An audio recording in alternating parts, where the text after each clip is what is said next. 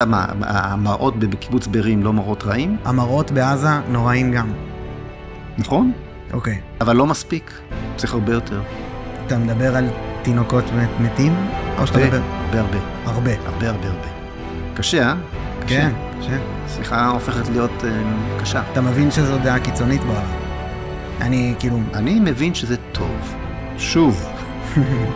אנחנו מדברים על טוב ועל רע. אני כרגע מדבר איתך על מוסר. מה עושה את האנגלי לאנגלי? מה עושה את הצרפתי לצרפתי? אנחנו עם הנצח. זאת מציאות בלתי טבעית לחלוטין. מה שאני מדבר עליו הוא לא איזושהי בשורה של איזה מניפסט קומוניסטי. הוא לא בשורה של מי שכתב את הקפיטל, והוא לא בשורה של מי שכתב את מיין קאמפף. מה שנדבר עליו הוא בשורה שכבר אומצה על ידי כל האנושות.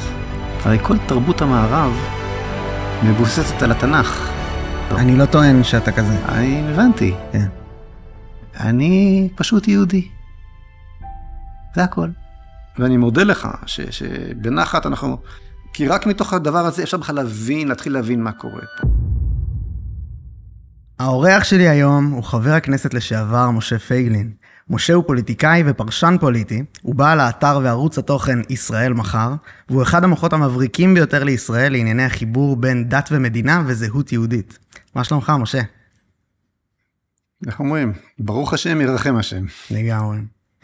כן, אני אשמח באמת להתחיל ברשותך, מלשאול האם אתה זוכר איפה היית כששמעת לראשונה על האירועים של הטבח וכל הטרור שהיה לנו בשבת השביעי לעשירי. התעוררתי מוקדם מאוד בשבת בבוקר בשמחת תורה. אני תמיד מתעורר מוקדם. עוד לפני הזריחה. שתיתי את הקפה שלי למרפסת בקרני שומרון, והתחלתי לשמוע קולות שברגע הראשון נשמעו לי כמו אימון פלוגה של שריון. בומים כאלה של פגזים. עכשיו, זה היה לי מאוד מוזר. אני גם ראיתי באופק איזשהו זיקוק באוויר. לקח לי כמה רגעים להבין שאלו פשוט... הבנתי, אמרתי לעצמי, מתחיל איזשהו סבב. כן, יש טילים. לפני שראית משהו ששום תקשורת לא הגיעה אליך. אני לא פותח תקשורת. כן. בשבת. נכון. בשבת, אנשים ששומרי מצוות לא פותחים, לא רדיו, לא חדשות, לא שום מסך. מאוד מומלץ אגב, באופן כללי, בלי שום קשר למלחמה. נכון. יום אחד לנקות את הראש מכל המסכים. אבל כבר, אז אשתי ירדה, שאלתי, אתה שומע? אמרתי לי, כן, כנראה התחיל משהו מעזה. כשמה שעבר לי בראש, זה מניח כל ישראלי. עוד סבב, אוקיי, אז עוד מה שכינינו ב-30 השנים האחרונות טפטופים. כן. או אולי פחות מ-30, מאז ההתנתקות, כן. התחילו לטפטף עלינו. בכל אופן, אבל זה היה נשמע כמו טפטוף צפוף. לא יחסתי לזה חשיבות מיוחדת, אבל כשהלכתי לבית הכנסת, לתפילת שחרית של שמחת תורה, אז יש לנו שם את מי שמנהל את כיתת הכוננות, שעוד כל הזמן אני מכשיר קשר אליו, אז שאלתי אותו מה קורה, אז הוא אמר לי, יש מלחמה, אתה לא רוצה לדעת, זה יקלקל לך את החג, תיכנס, תתפלל ואני איתך בקשר, נתן הנחיות ביטחון כאלה, וואו. ואז הבנתי שקורה משהו כבד. שלא ראינו אולי. אף אחד לא, תראה, זה לקח, אני חושב, לכולנו, כמה ימים טובים להבין מה באמת, להפנים, כי יש לשמוע ויש לדעת ויש להפנים.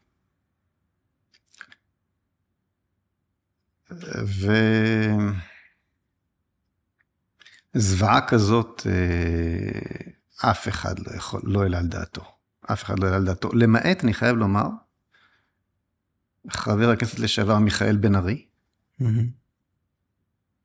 ואי אלו אנשים כן, היו כמה. אף אחד לא לקח ברצינות. כן. כן. אותי שום דבר לא הפתיע. אני צפיתי את הדברים, הזהרתי מפני הדברים, אבל לחשוב שבמשך 7-8 שעות תהיה מין בועה כזאת של קישינייב, של פוגרום יותר קשה מליל הבדולח, בכל פרמטר. שואה, כן. בתוככי מדינת ישראל. שואה עם כל התוספות. איך אומרים? הכל כלול. הכל כלול. בתוך מדינת ישראל, בלי צבא, בלי מדינה, זה גם אני לא יכולתי, לא העליתי על דעתי מעולם. אז זהו, יש פה שני דברים, יש את המחדל הצבאי, את אפילו מה זה אומר פוליטית על החוזק של החמאס, שלא הבנו אותו, דברים כאלה, ויש את הזוועה הנטו, שזה היה כאילו, אחינו, קרובים שלנו, כמעט כולם, אני מכיר מלא אנשים קרובים, האם אתה מפריד בין הדברים, או שהכל נראה לך כמשהו אחד? לא, אצלי הכל מחובר לעניין אחד. אצלי זה, אני מרגיש שאנחנו הופכים דף. הקדוש ברוך הוא שר ההיסטוריה, איך שלא תכנה את הבמאי הגדול של ההצגה של עם ישראל, של העולם, כן?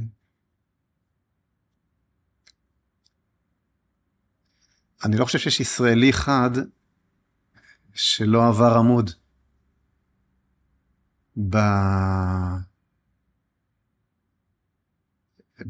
בהבנה שאין מדינה, אין צבא.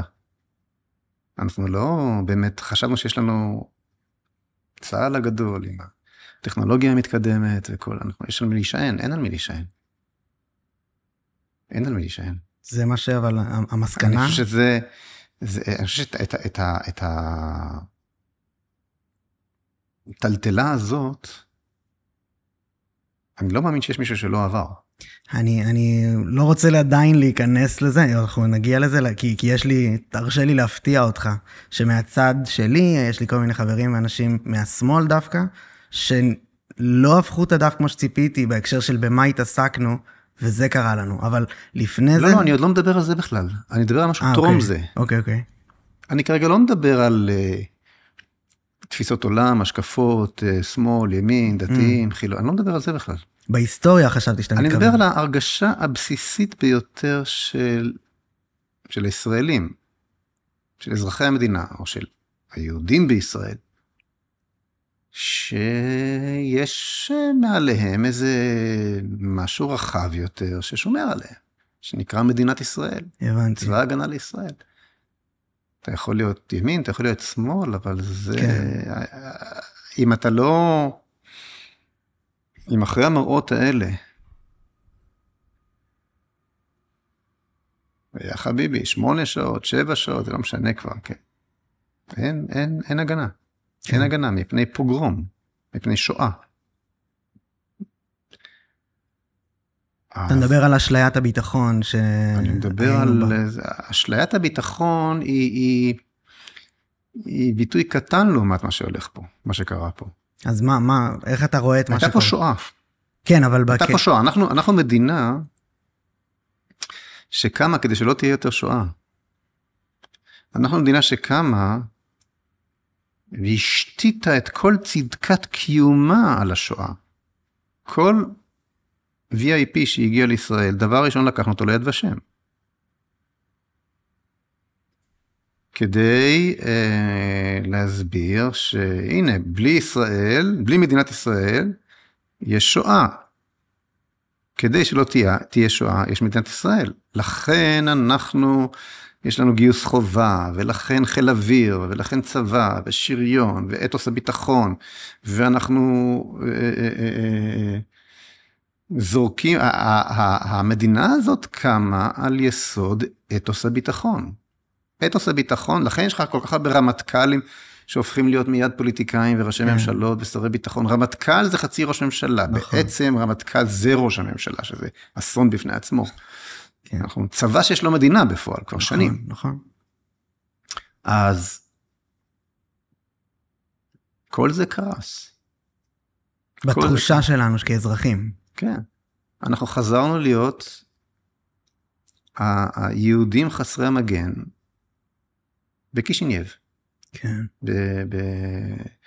בסופות בנגב, בפרעות תח ותת, באושוויץ. כן. בארי זה אושוויץ קטן. כן. אני לא מאמין שיש אדם אחד בישראל שלא עבר את הטלטלה הזאת. אלא אם כן, אני ממש לא מבין את אחר, אני לא חושב שאני מבולבל פה, אני חושב שככה זה...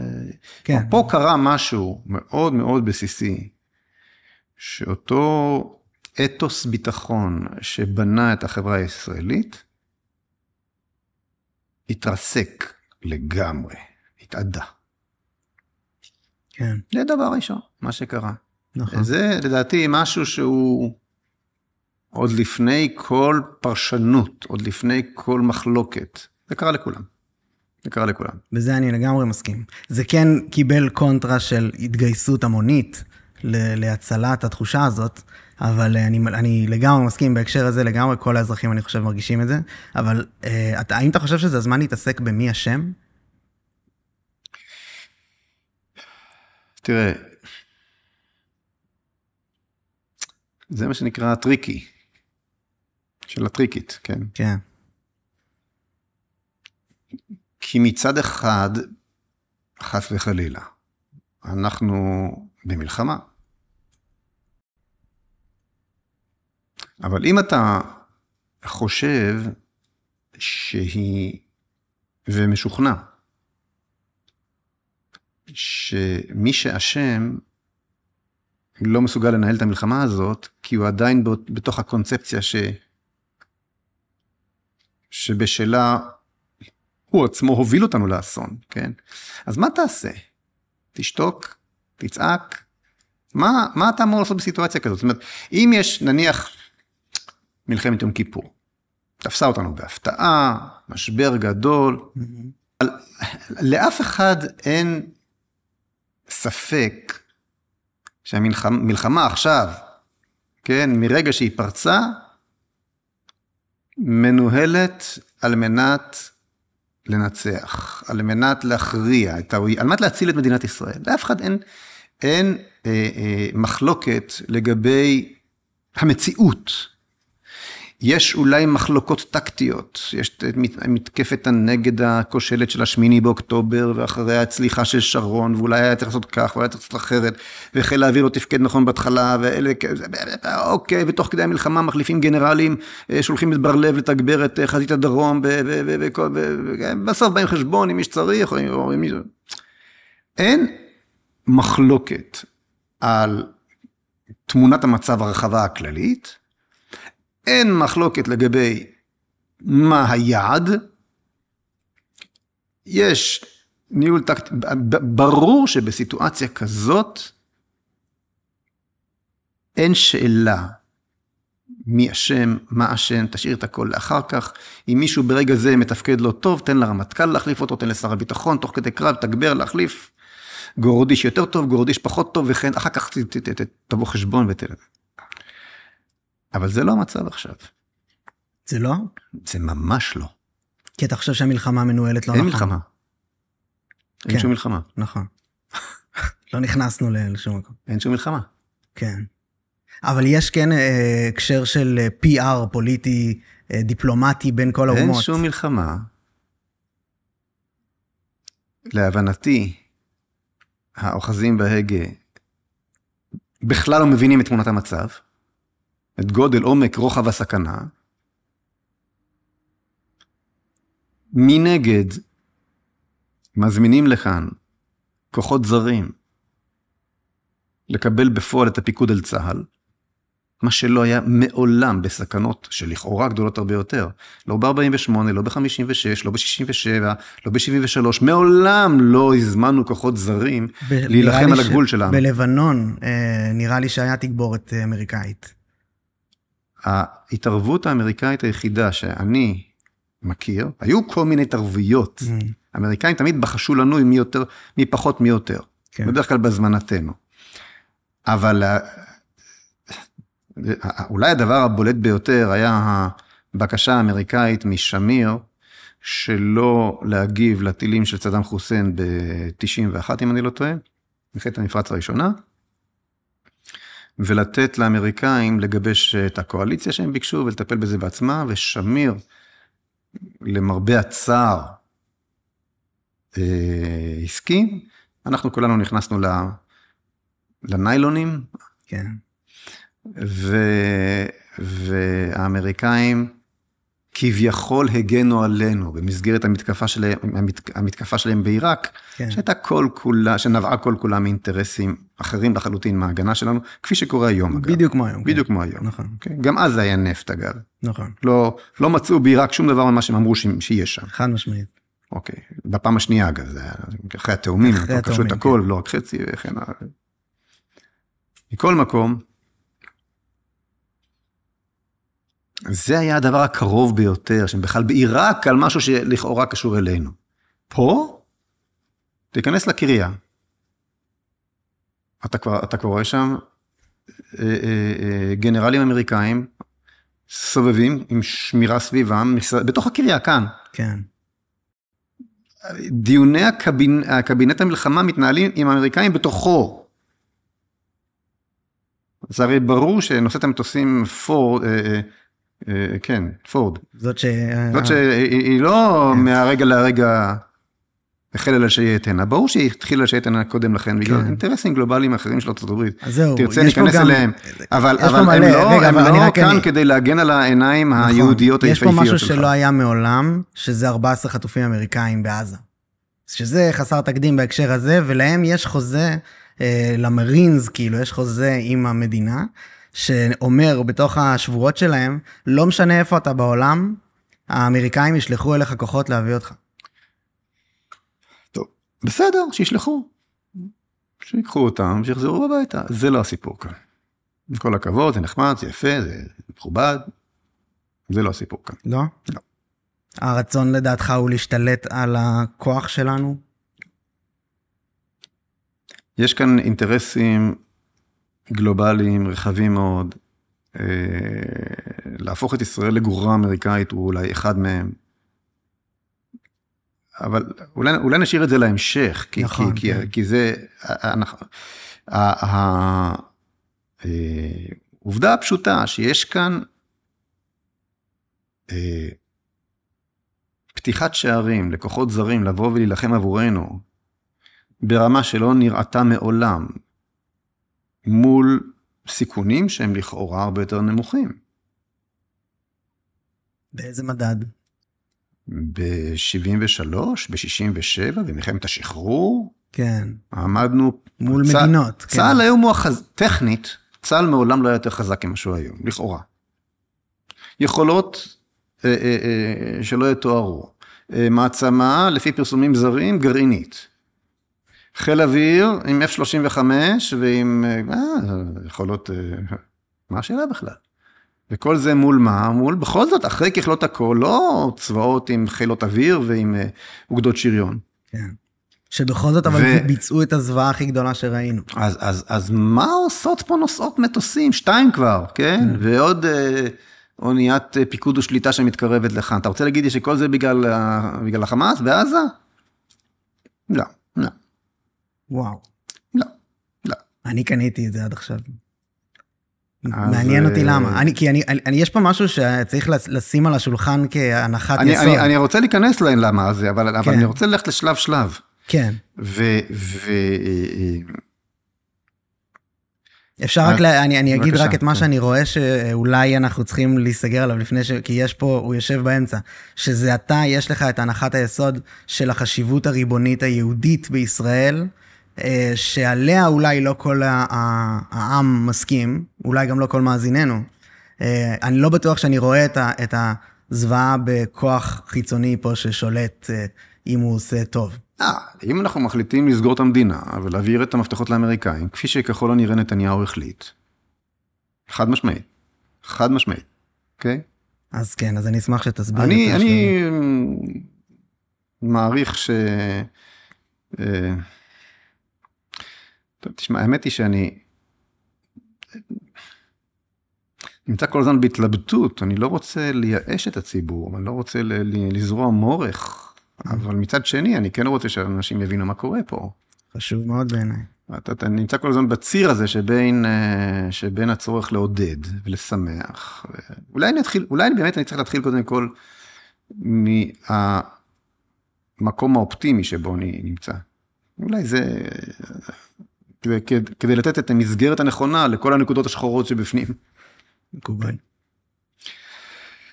תראה, וזה דווקא בתשובה לשאלה שלך, כן? ריבונות יהודית וכן הלאה. הרי לשם כך המדינה הזו הוקמה, לא? מדינת היהודים. כן.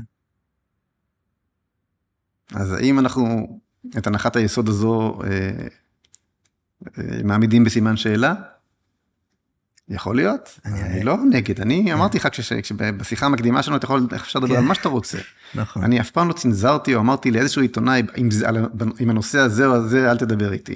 להפך, בואו נלך לכל הפינות, כי מה שקורה עכשיו זה שכל הפינות, כל האבנים מתהפכות, וכל העכבישים והעכברושים והעקרבים והנחשים יוצאים. לגמרי. אז בואו נהפוך את כל האבנים, ונדון בכל אז כשאני אומר ריבונות יהודית, שהסכנה כאילו לזה, אני חושב שאתה אומר, המדינה הזאת הוקמה כדי להיות מדינת היהודים, אולי מעל זה, היא הוקמה כדי להיות מקום מבטח עבור יהודים. ובזה אני לא בטוח שהאמריקאים יפריעו. אוקיי, אז זאת באמת שאלה, צריך לבחון אותה, היסטוריונים יכולים לדון בה, האם מדינת ישראל הוקמה כמקום מקלט, כמקום בטוח, או כמקום ייעוד, להגשים ייעוד. היו על זה ויכוחים בציונות, הרצל הסכים לקחת אותנו לאוגנדה, כי הוא צפה את האסון המתקרב. היהודים לא רצו, היהודים רצו רק בישראל, והרצל מהר להתיישר, כי הוא הבין שבלי זה כל האנרגיות הציוניות התנדפו, ובסופו של דבר היהודים הקימו מדינה, ומתווכחים עד היום על הייעוד שלה. אבל מה שברור הוא שהקמנו מדינה וראינו ערך לריבונות היהודית בארץ ישראל. האם המטרה של מדינת ישראל היא מקלט בטוח? אם זו המטרה, אז זה היה מעשה המטומטם ביותר שאפשר היה לעלות על הדעת. כי לקחת את כל עם ישראל שמפוזר בכל העולם, ולהביא אותו למקום אחד שבו אחמדינג'אד או כל איראני או חמאסניק לוחץ על כפתור ומחסל אותך, לא נראה לי מתאים למטרה של מקלט בטוח. ומה אם פעם אחת נפסיד? אז ניצחנו כמה מלחמות, ומה אם פעם אחת נפסיד? זה נראה שזה הולך ומתקרב, כן? לגמרי. אז אולי באמת צריך לקנות איזה נושאת מטוסים משומשת, או אולי איזה אי קטן באוקיינוס השקט, וכשיבואו לשם הפוגרומיסטים הבאים לקפוץ לאי אחר, כמו שהיהודים ידעו תמיד, הפתרון הכי פשוט הוא להפסיק להיות יהודים. מי צריך את זה? כן, אני פה לא רואה את ההלימה. כאילו, למה? אפשר להיות... אם העניין הוא מקלט בטוח, אז מיד צריך לשאול אותך, רגע, למה רודפים אחריי? רודפים אחריי כי אני יהודי, אז אני לא אהיה יהודי. כן. אמרנו שהופכים את כל האבנים, נכון? נכון, אני מבין למה אתה רואה את זה ככה לגמרי, כן. איפה אני, תגיד לי איפה אני טועה? כי אפשר להיות, אני רוצה לשמור על היהדות שהיא שלי, אני לא... אבל רוצחים אותך בגלל זה. אתה יודע, ברי ראית שהיהדות שלך, שהיא אולי שונה מהיהדות שלי, וכל הקשקושים האלה, סליחה שאני אומר, כי אין יהדות שונה. נכון. אין יהדות שונה. יהדות יש אחת. נכון. אוקיי? אם תרצה אני אפרט מה שאני אומר עכשיו. לא, אני לגמרי מבין.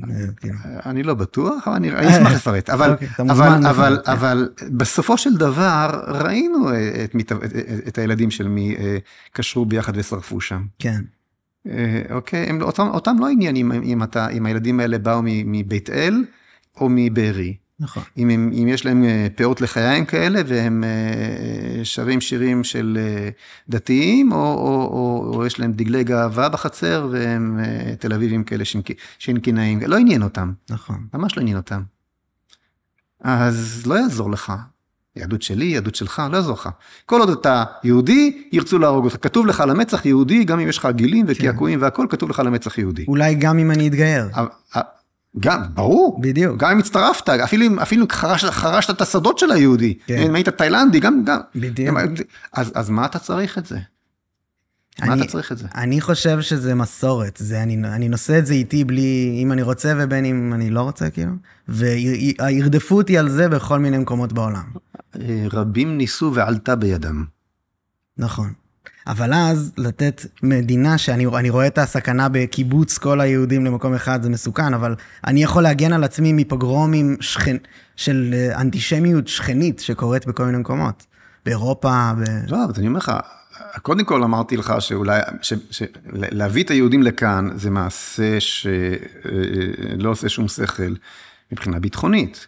אם יש לך, אם אתה יכול לפזר את היהודים בכל העולם, אז, ואתה יכול לנדוד ממקום למקום, הסיכוי שתשרוד יותר גדול מאשר אתה מרוכז כולך כמטרה חיה, כווילה בג'ונגל, ובעידן המודרני, כשעוד מעט יש להם גם גרעין וטילים, ואתה השתגעת, אתה נמצא פה תחת, כרגע, ברגע זה, כאן בשיינקין, תחת איום של טילים מדויקים של החיזבאללה,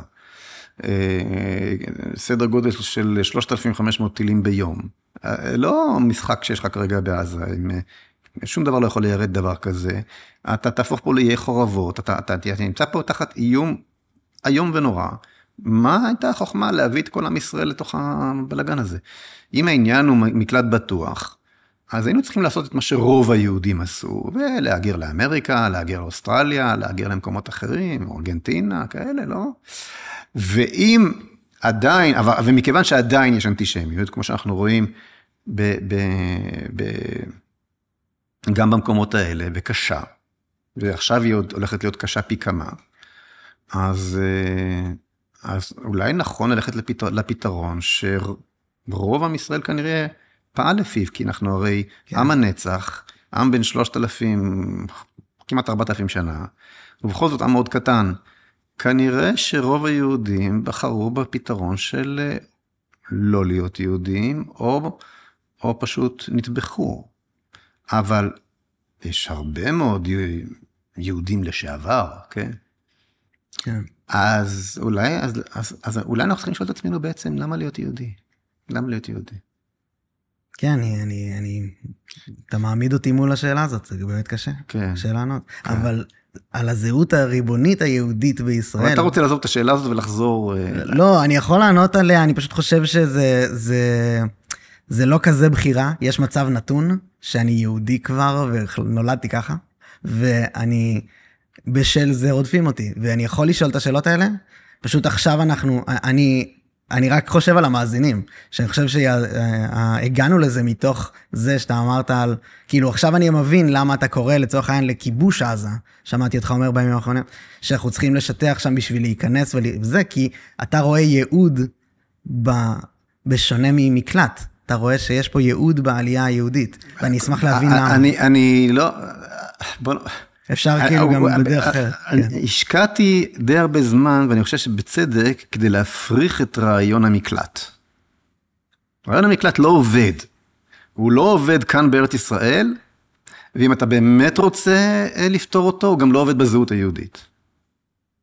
אתה תמיד תהיה יהודי נרדף גם בחוץ לארץ, תמיד ישנאו אותך, תמיד ברגע האמת אתה תחטוף את הסתירת לחי איפה שלא תהיה, אתה תספר לעצמך סיפור שאתה שמאלן, ואתה ב-BDS, ואתה מפגין למען פלסטיין, וכו' וכו'. גם אז לא יעזור לך, אוקיי? אז, טוב, אז הבנו שמקלט זה לא, זה חייב להיות הקוטב השני. זה חייב להיות, כן, זה חייב להיות קוטב הייעוד. כלומר, אנחנו כאן כדי להגשים איזשהו ייעוד, איזשהו חזון, כדי לבשר איזושהי בשורה, שהחיבור שלנו כיהודים, של עם ישראל, עם המקום המיוחד הזה, מאפשר לנו לבשר. זה הסיפור שלנו. וזה שם אותנו בסכנה. זה שם אותנו בסכנה שעכשיו כבר שווה לקחת אותה. אנחנו חלק מסיפור גדול. אנחנו חלק מסיפור שהוא הרבה יותר גדול מסכום חלקיו. זה לא מקלט בטוח. אנחנו לא ממד פה. אנחנו לא ממד. כן. אנחנו לא מרחב מוגן. אנחנו מרחב ייעוד, מרחב בשורה. לכל העולם, לכל האנושות. מה שמדהים, זה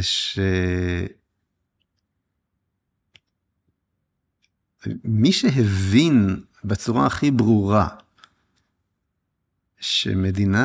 שהבית הלאומי היהודי נועד להגשים ייעוד ולא מקלט בטוח, אלו אומות העולם. בספרה של ברברה טוכמן, ההיסטוריונית, התנ"ך והחרב, שווה מאוד לקרוא אותו, הוא תורגם לעברית, מופיע השיחות של בלפור עם חבריו, ראש עיריית לונדון וכו', לקראת הצהרת בלפור. אנחנו מדברים על שלהי או סוף מלחמת העולם הראשונה, ההתפכחות הגדולה מאשליית הנאורות, כן, כל התהליך פחות או יותר שהחל עם המהפכה הצרפתית, המהפכה האמריקאית, הפרדת האל מהמרחב הגיאופוליטי, המהפכה התעשייתית, חידושי המדע, כן, הפילוסופיות החדשות וכו'. המחשבה שהאדם יכול להגיע על אושרו, רווחתו, ייעודו, מתוך עצמו, לא מתוך הדת, כן? נראתה מאוד מבטיחה, המאה ה-19, המאה האופטימית הגדולה, של האופטימיות הגדולה, והנה מתברר שהמהפכה התעשייתית גם מייצרת את מכונות העירייה, וגם מייצרת את הרכבות שמביאות עוד ועוד ועוד חיילים לחזית, ומייצרת את הגזים הרעילים, ומייצרת את המלחמה הנוראה, the great war, כן, המלחמה הגדולה, הם לא ידעו מה עוד מחכה בהמשך. המלחמה הגדולה ביותר בתולדות האנושות, שלעולם לא נגמרת. ואז, כשהיא כבר נעצרת, היא לא נגמרה, היא נגמרה רק בתום מלחמת העולם השנייה. אבל על רקע הייאוש הגדול מן הנאורות, מהישגי הנאורות, מהבשורה של הנאורות, אותו בלפור ואותו, נדמה לי, קראו לו קובנטרי או משהו, ראש עיריית לונדון, וכל הקבוצה הזאת שהיו אנגליקנים, הם היו אנשים דתיים מאוד, נוצרים תנכיים שכאלה, הם אומרים לעצמם, אולי בני הנביאים ישובו לציון, ושפת התנ"ך תשוב ותירון על הרי יהודה, ציטוט לא מדויק, אבל זה שם, אבל זה בערך הדיבור. כן. בשורה חדשה של אמונה וחירות תתבשר משם לעולם כולו. יש להם ציפייה מאיתנו, מעם ישראל, שישוב לציון ויבשר בשורתו. והם נוצרים. לגמרי. ומשם מתגלגלת הצהרת בלפור, שהיא התשתית הפוליטית הבינלאומית להקמת מדינת ישראל. מדינת ישראל לא קמה בגלל החלטת האומות המאוחדות בכ"ט בנובמבר. להחלטת האומות המאוחדות בכ"ט באופן מעשי לא היה לה שום משמעות. חוץ מפרוץ מלחמת מדינת ישראל קמה בזכות זה שבן גוריון הכריז עליה, ואז הייתה מלחמה וניצחנו. כן. אוקיי? אבל התהליך הבינלאומי של הכרת האומות בזכותו של עם ישראל לריבונות לאומית, שהוא בכלל לאום ולא דת, וזכותו לשוב לארצו ולהקים כאן ריבונות, את המדינה שלו, בית לאומי, מדינה, משני עברי הירדן אגב, אוקיי? את התשתית של הכרת האומות, שמבחינת החוק הבינלאומי היא גם קיבלה, התשתית הזו גם, ההחלטה הזו גם קיבלה מעמד של החלטת כל האומות, אז היה חבר העמים, ב-1922, תכף אני זוכר בדיוק איפה זה היה, ברח לי רגע השם, תשתית מבחינת החוק הבינלאומי שעומדת וקיימת עד היום, אוקיי? זה הצהרת בלפור. תוקף. והמוטיבציה להצהרה הזו הייתה מה שאמרתי עכשיו. כן. זה מדהים. זאת אומרת, אנחנו כאן מסתובבים בשיינקין, מחפשים להיות נורמליים, מחפשים להיות, אתה יודע, תעזוב אותי באמא שלך מכל הזה, כן. קצת שקט, בלי להבין שכל זה למעשה יושב על אנרגיות של ציפייה. עכשיו, האנרגיה, מצד האומות כולן. אני אשמח, יש לי מלא שאלות. אז שאלתי. כן, אוקיי. למה דבר ראשון, ככה אתה חי, זו התחושה שלך, זו הסיבה גם להרחבת ההתיישבות בעיניך, נכון? בעצם הייעוד שהוא ציפייה מאומות העולם. אני אשמח להבין יותר את הציפייה הזאת, איך אתה מסתכל עליה, כאילו, מה הבשורה שאנחנו צריכים להביא בהתיישבות פה? ולמה פה? אוקיי, אז בואו נספר בקצרה את הסיפור של עם ישראל. נעזוב את בלפור ונסביר את עצמנו, אוקיי? מה הסיפור שלנו? אוקיי, אז... טוב, האמת, חשבתי שאני הולך לדבר איתך על המלחמה, ומה שקורה עכשיו, אבל אנחנו מדברים על משהו הרבה הרבה יותר חשוב, שבלעדיו אי אפשר להבין כלום. זה, אנחנו נראה לי גם עוד, זה הכל סטייה מתוך שיחה על המלחמה שעוד לא סיימנו. זה לא יעזור, זה לא יעזור. אנחנו חייבים לחזור ליסודות, אם לא עכשיו ומתי. מסכים. תראה, אז בואו נדבר קודם כל, מה זה בכלל יהודי? זה מין יציר כלאיים מוזר כזה, יהודי, זה דת, זה לאום, זה מה? תמיד מתבלבלים, זה תמיד מבלבל, נכון? זה תמיד משגע, הדבר הזה. בעיקר האנטישמיות מופנית באופן גם לא... אתם בכלל דת, וגם היהודים קראו לעצמם, אנחנו החדשים, אנחנו גרמנים בני דת משה. כן.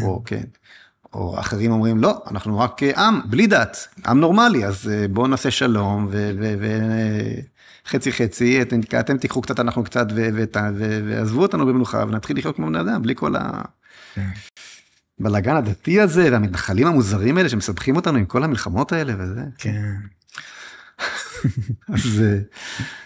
אז מה הסיפור שלנו? תראה. מה עושה את האנגלי לאנגלי? מה עושה את הצרפתי לצרפתי?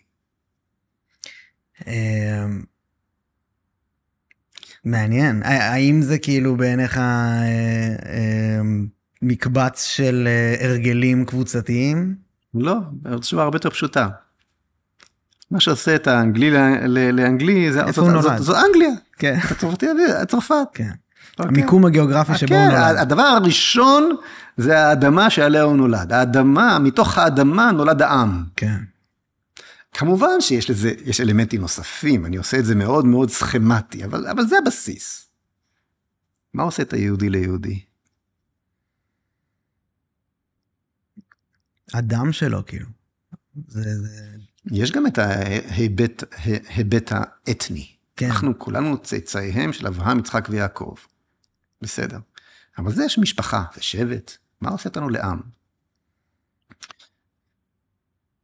מה שעושה אותנו לעם, ולכך התכוונתי קודם כשאמרתי לך, יש רק זהות יהודית אחת, זה הברית בין עם ישראל לבורא עולם.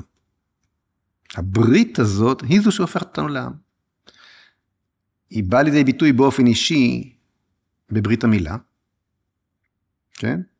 היא באה לידי ביטוי באופן לאומי במתן תורה, בטקס שחוזר על עצמו בליל הסדר, של חידוש הברית.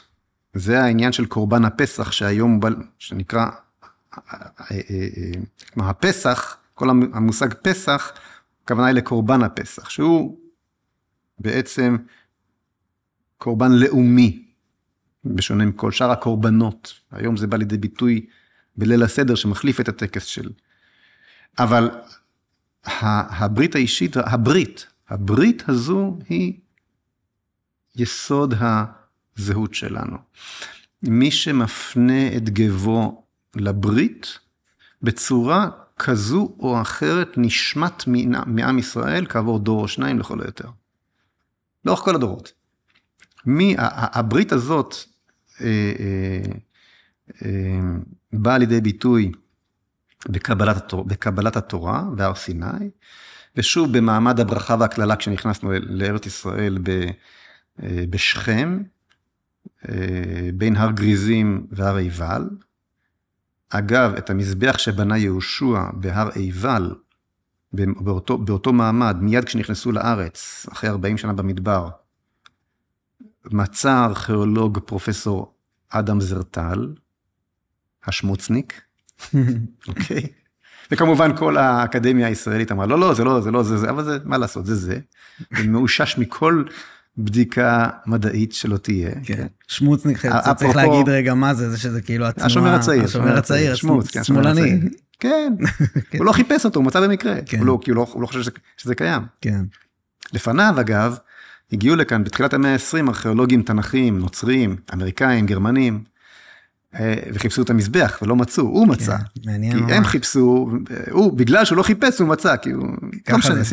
סיפור בפני עצמו, אבל שתבין, אני מספר את זה במין סוגריים כאלה, שתבין שזה הסיפור שלה. הברית. אפשר לזה, אז שלושתנו פה אחים, אני פה עם אחים שלי, שלושתנו יהודים. כן. אתה כאילו מכניס בתוך זה ברית עם אלוהים, כשאנחנו לאו דווקא, ויש הרבה כמונו, לאו דווקא מאמינים בבורא עולם. בסדר. יש לי מערכת יחסים עם אלוהים כלשהו, אבל בורא לעולם אני לא בטוח שיש. אז אתה עכשיו אומר לי, מה אני עושה אם אני לא שומר את מה שכתוב בתורה, אם אני שייך לברית, לא שייך לברית? זהו, לא, אני אומר ששנינו עדיין סופגים את אותה אנטישמיות, בצורך העניין. לגמרי, לגמרי. כל עוד אתה אומר, אני יהודי, אתה אומר, אני מעיד על קיום אלוהים בעולם. על קיומו של בורא עולם. זה כן, זה חייב לבוא ביחד? אתה יכול להכחיש את זה, אבל לא יעזור. אתה מבין מה שאני אומר? אני מבין.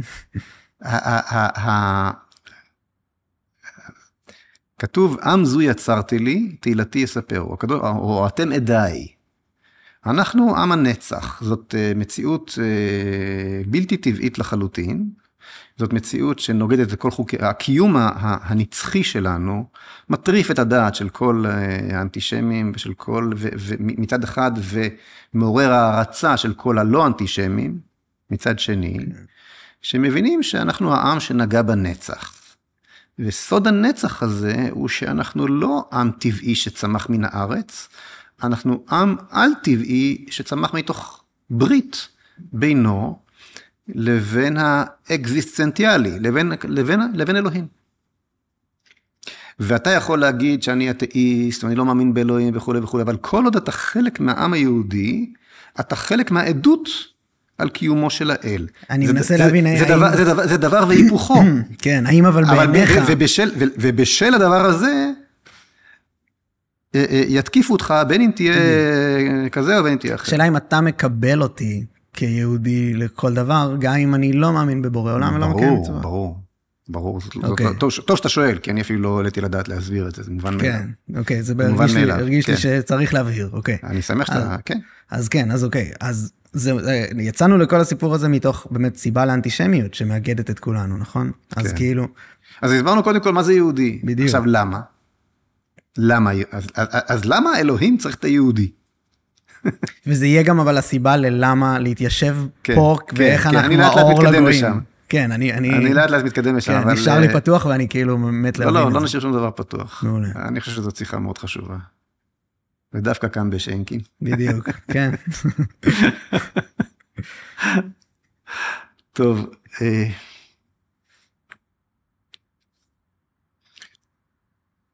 אז אני חוזר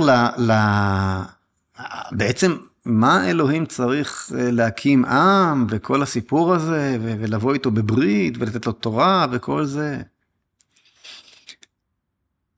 תראה, אנחנו אומרים שאין מלך בלא עם ואנחנו רוצים להנכיח את מציאות האל בחיינו.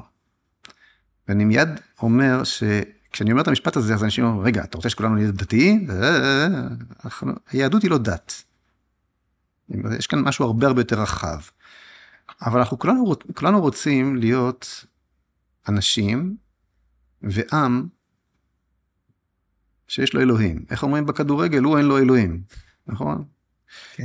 אנחנו רוצים שיהיה לנו אלוהים משתי סיבות. א', כדי שנהיה מוסריים, שיהיה לנו לוחות הברית, שיהיה לנו קוד מוסרי, סולם ערכים אקזיסטנציאלי, סולם ערכים שלא ממציא לעצמו החזק. סולם ערכים שמחייב את המלך ואת אחרון המשרתים באותה מידה.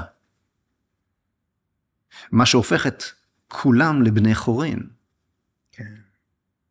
כי אם מי שקובע את סולם הערכים זה החזק, אז זה כל מי שהוא דרגה אחת מתחתיו מיד משועבד לו. אבל אם יש מלך מלכי המלכים, אקזיסטנציאלי, מחוץ למציאות, שגם המלך הכי גדול מחויב לחוקים שלו, אז כולנו בני חורין. זאת אומרת, הבשורה הגדולה, שאתה אומר, מלכות השם בעולם, היא בשורת החירות. חז"ל אומרים, שכשמשה רבינו יורד עם לוחות הברית, יש פסוק שאומר, שם השם חרוט על הלוחות, חז"ל אומרים, חז"ל זה חכמינו זיכרונם לברכה, הם אומרים, אל תקרא חרוט, תקרא חירות. חירות ירדה לעולם עם לוחות הברית. בעצם האנטיתזה לעריצות שהיא הייתה מצרים. העריצות הפגנית. הפגנית. העריצות הפגנית שאומרת שיש יותר מאל אחד, בעצם אומרת שאני האל, אני האדם, גם פרעה מלך מצרים אמר, לי יאורי ואני עשיתיני, אני אלוהים, הם ההילו את האל. אז אני יכול לאתגר פה רגע? כן, את האדם, סליחה. אני לחלוטין מסכים, ואני גם מקודם כשאמרתי שלי יש מערכת יחסים עם אלוהים, הוא באמת אלוהים מצפן מוסרי כזה.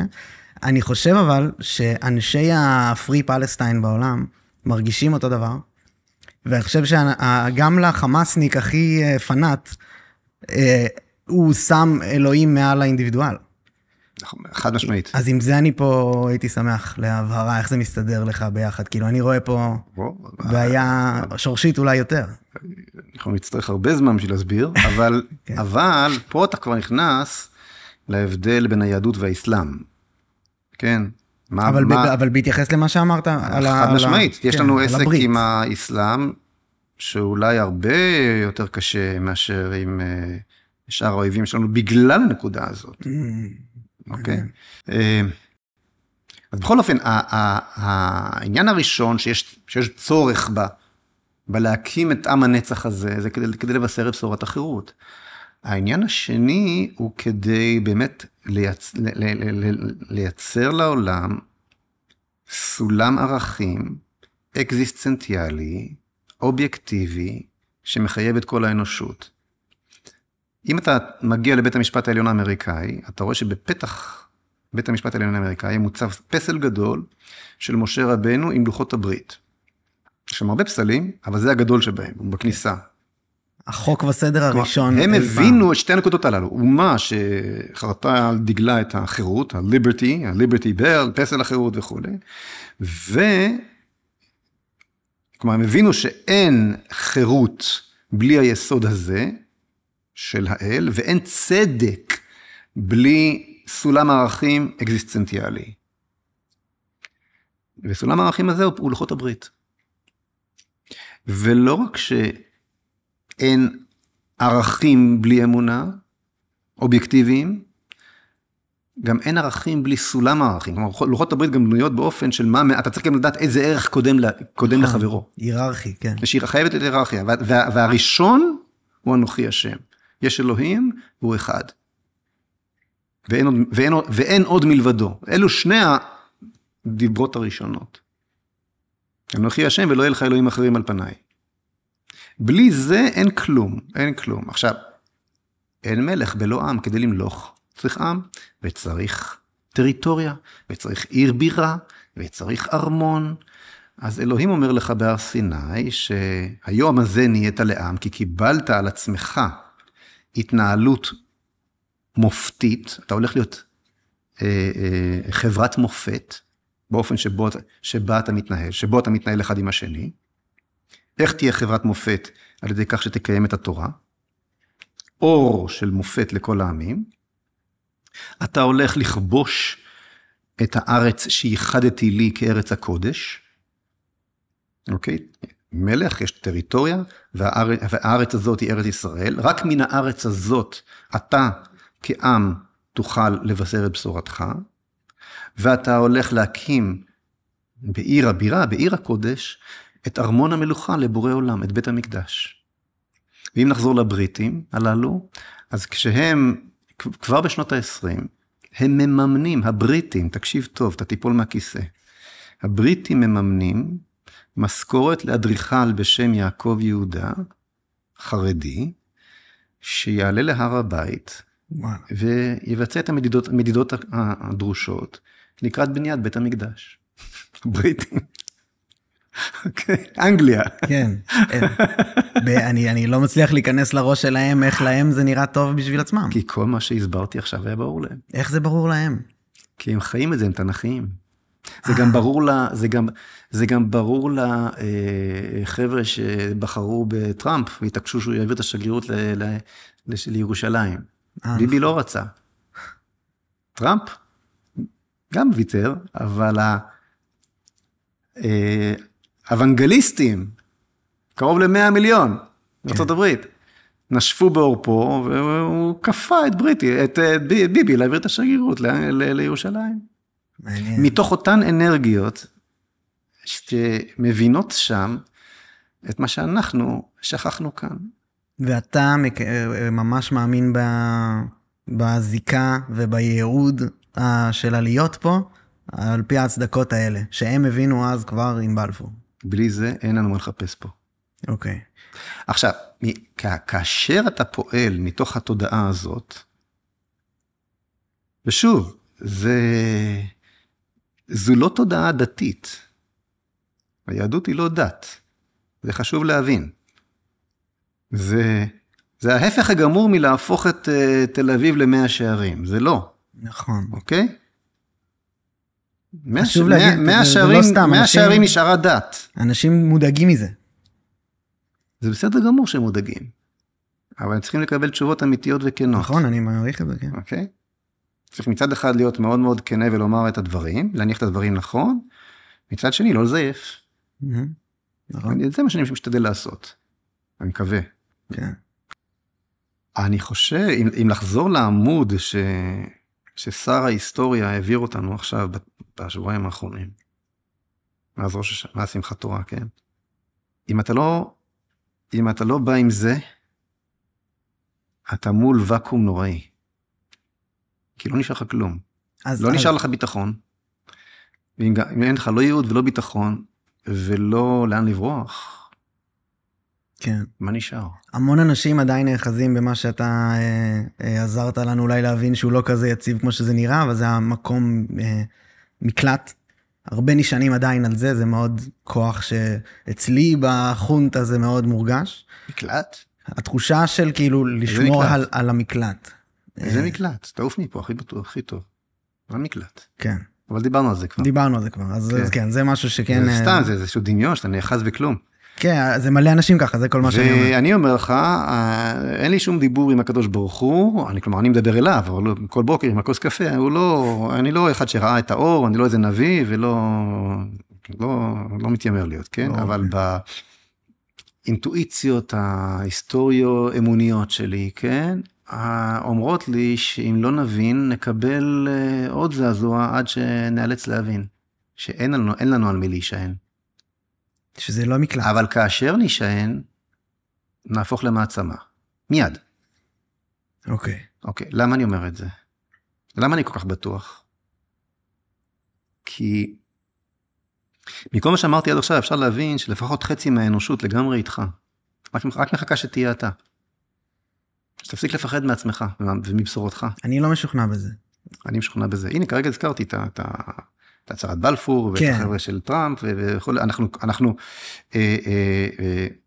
מנסים להשעין את הצידוק הלאומי שלנו, על כך שאנחנו יותר נוצרים מהאפיפיור, יותר קתולים מהאפיפיור. למה? כי אנחנו עוד יותר מקפידים לא להרוג חפים מפשע, ולקבל על עצמנו את אמנת ג'נבה, ואנחנו לא הם, ותראו כמה אנחנו יפים, ותסתכלו בתמונות של מה הם עשו לנו, ותראו, אנחנו בעצם נשענים, מאמצים, במקום את 10 הדיברות, את המוסר הנוצרי. שהפך להיות התרבות המערבית. מה ההבדל, כאילו מבחינת... תהומי. כן, איפה הוא... תהומי, אין אמת. אין אמת. אוקיי. יש הפרדה בין האל, האל לא מתערב פה במה שקורה בעולם הזה, הוא שם ואנחנו כאן. הכומר לא מתחתן, הוא לא מקים משפחה, כן? אי אפשר לערבב בין הקודש, בין המציאות החומרית, הפיזית והמטאפיזית. כן. החומר והרוח, לא מתערבב, לא מתערבב. אתה חוטא, ואתה קונה תמורת כל מיני סקרמנטים כאלה, אתה קונה את תשובתך, כן? מתוודה וחוזר חלילה. אין את החיבורים, כן? את החיבור. לא, אבל איפה החלק שבו לצורך העניין מבקרים אותנו על הרג חפים מפשע, כמו שאתה אמרת? איפה זה סותר את היהדות? אנחנו נכנסים פה קצת לתיאולוגיה, ואני דיברת על הנצרות, על האסלאם, נדבר כרגע על... יש הרבה דברים שנשארו לנו פתוחים. בטח, זה רחב מאוד. כן, בסדר, אנחנו בעומק. אבל בוא נאמר ככה האל הנוצרי, הקדוש הנוצרי, הצלוב, כן? הוא סובל סבל בל יתואר עבור כולנו, הוא הכי חלש והכי מסכן, זאת אומרת, החלש החולשה מבטאת את המוסר. ככל שאתה חלש ומוכה יותר, אתה מוסרי יותר וצודק יותר. זאת אומרת, לקאובוי בסרט האמריקאי, כן? מותר להרוג את הנבל, אבל רק מתוך עמדה של חולשה. אתה אף פעם לא תראה שהסרט מתחיל בזה שהוא היה חזק לאורך כל הדרך. הוא היה בהתחלה חלש, הוא עשה מעשה נבלה, והוא הצליח איכשהו מתוך חולשה, בכל זאת לנצח את הסיטואציה ולהציל את היפהפייה או משהו כזה. אבל זה סותר בעיניי את החופש, צורך העניין הכלכלה האמריקאית, שנשענת על החזק מרוויח יותר והחלש, כאילו עד שהוא לא... המוסרי מרוויח יותר, אבל זה כבר זרמים שונים בנצרות שהתפתחו בהמשך, הפרוטסטנטים וכו', אבל אני מדבר לך על הרעיון הבסיסי של הנצרות. הבסיסי, אוקיי. כלומר, הרעיון הבסיסי של הנצרות הוא שאת המוסר מבטא את החולשה. באסלאם, אגב, זה בדיוק להפך. בדיוק הפוך, כן. הקדוש שלהם, נביאם של המוסלמים, הוא רוצח המונים, הוא אנס, לפי מה שמתואר בקוראן. חד משמעית. כן, אז החזק הוא הצודק, החזק הוא המוסרי. מוסרי לרצוח לכן אותי ממש לא הפתיע מראות הזוועה שהתחוללו שם, אוקיי? היהדות לא נשענת בכלל על מדדים כאלה. לא החזק הוא הצודק, לא החלש הוא הצודק או המוסרי, זה לא קשור בכלל. 10 הדיברות קובעות מה צודק ומה מוסרי.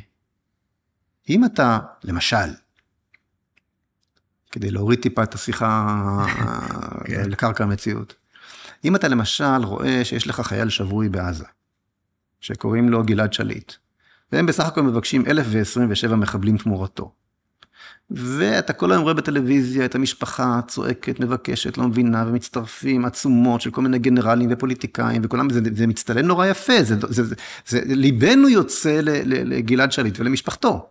שזה שוב החלש, הקורבן, כמו שאמרת. כי הוא החלש, כי זה ויזואלי, כי באופן טבעי אנחנו מזדהים עם הדבר הזה, ובסוף ראש הממשלה עושה, ולא רק הוא, ראש הממשלה והרמטכ"ל, אז היה גנץ, ושר הביטחון, אז היה אהוד ברק, כולם עושים סלפי ליד גלעד שליט, כתוצאה מלחצן של 4 האימהות ושל שלי יחימוביץ' שהחזיקה במיקרופון של רשת ב', כן? נכון. וזה סותר את היהדות?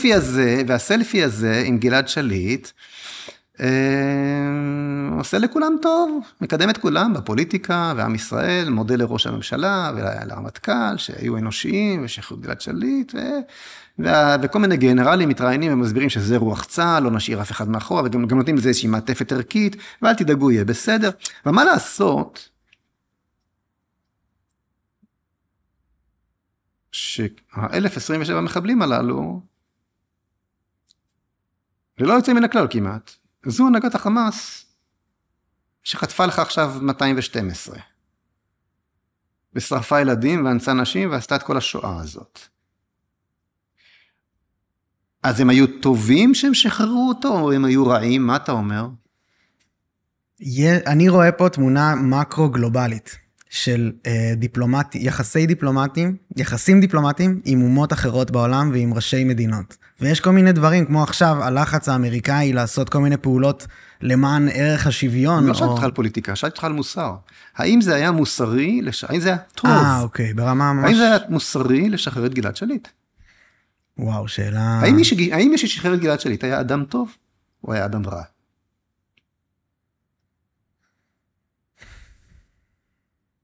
אני חושב שהוא היה אדם, הוא פעל ממצפן מוסרי חיובי בעיני עצמו. זה שהוא היה טוב בעיני עצמו, לא, הוא עשה את הנכון בעיני עצמו, לא כאילו על האגו של עצמו. אובייקטיבית. ואני לא שואל אותך אם הוא עשה את הנכון באופן אובייקטיבי. אני שואל אותך אם הוא עשה את הטוב. האם הוא היה אדם טוב? האם זה היה מעשה טוב? האם זה היה מעשה טוב לשחרר את גלעד שליט? אני פחות מסתכל על זה באופן דטרמיניסטי. אבל אני לא שאלתי אותך. לא, אז לדעתי כן. אני שואל אותך שאלה, לדעתי כן. לדעתי כן. הוא עשה מעשה טוב. כן. למרות שזה הוביל לשואה. הוא עשה מעשה טוב. לדעתי כן. כי אתה חושב נוצרית. אולי. אבל אני לא בטוח שאני טועה. לא, התווכחתי איתך כרגע אם אתה צודק או טועה.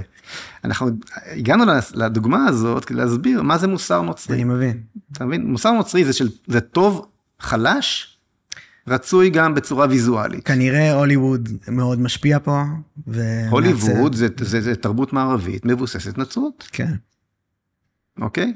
אז מי ששחרר את... עכשיו, אם אתה שואל אותי, מי ששחרר את גלעד שליט היה אדם טוב, אולי, שעשה מעשה מאוד מאוד רע. אני אפילו מרגיש שקצת זייפתי כשאמרתי כשהוא היה אדם טוב. אתה לא אדם טוב. כשאתה עושה מעשה, שזאת המשמעות שלו. אבל אתה עושה את הקפיצה בין האחד ועוד אחד הזה, שאני מסכים איתך שהוא שווה 2. שחררת את המחבלים האלה, הם בסוף אני מסכים. אני יכול לעשות אבל מלא אחרים כאלה, כמו ההתנתקות. אפשר להגיד שמי שעשה את ההתנתקות, כאילו, לדוגמה, ואפשר גם לקחת עוד דוגמה קיצונית לכיוונים אחרים, של מי שנכנס ללבנון, לא יודע, גם הוא, אפשר להגיד שהוא רשע, כי הוא לא היה לו שום כוונות לטובת האזרחים, היה לו כל מיני דברים כאלה. אני יכול לעשות את זה על הרבה דברים. כן, אבל אני כרגע לא מדבר פוליטיקה, אני כרגע מדבר מוסר. מה שניסיתי להסביר זה את ההבדל בין המוסר הנוצרי והמוסלמי למוסר היהודי. בעיקר הנוצרי, שאליו אנחנו שיעבדנו מדינה שלמה ותודעה שלמה ומערכת ביטחון שלמה, שיעבדנו למוסר הזה. אני אתן לך דוגמה. יש לנו בעיה עכשיו, נעבור לעכשיו, מגלעד שליט לעכשיו, זאת לא קפיצה כזו גדולה, כי זה הוביל לזה. אבל יש לנו עכשיו בעיה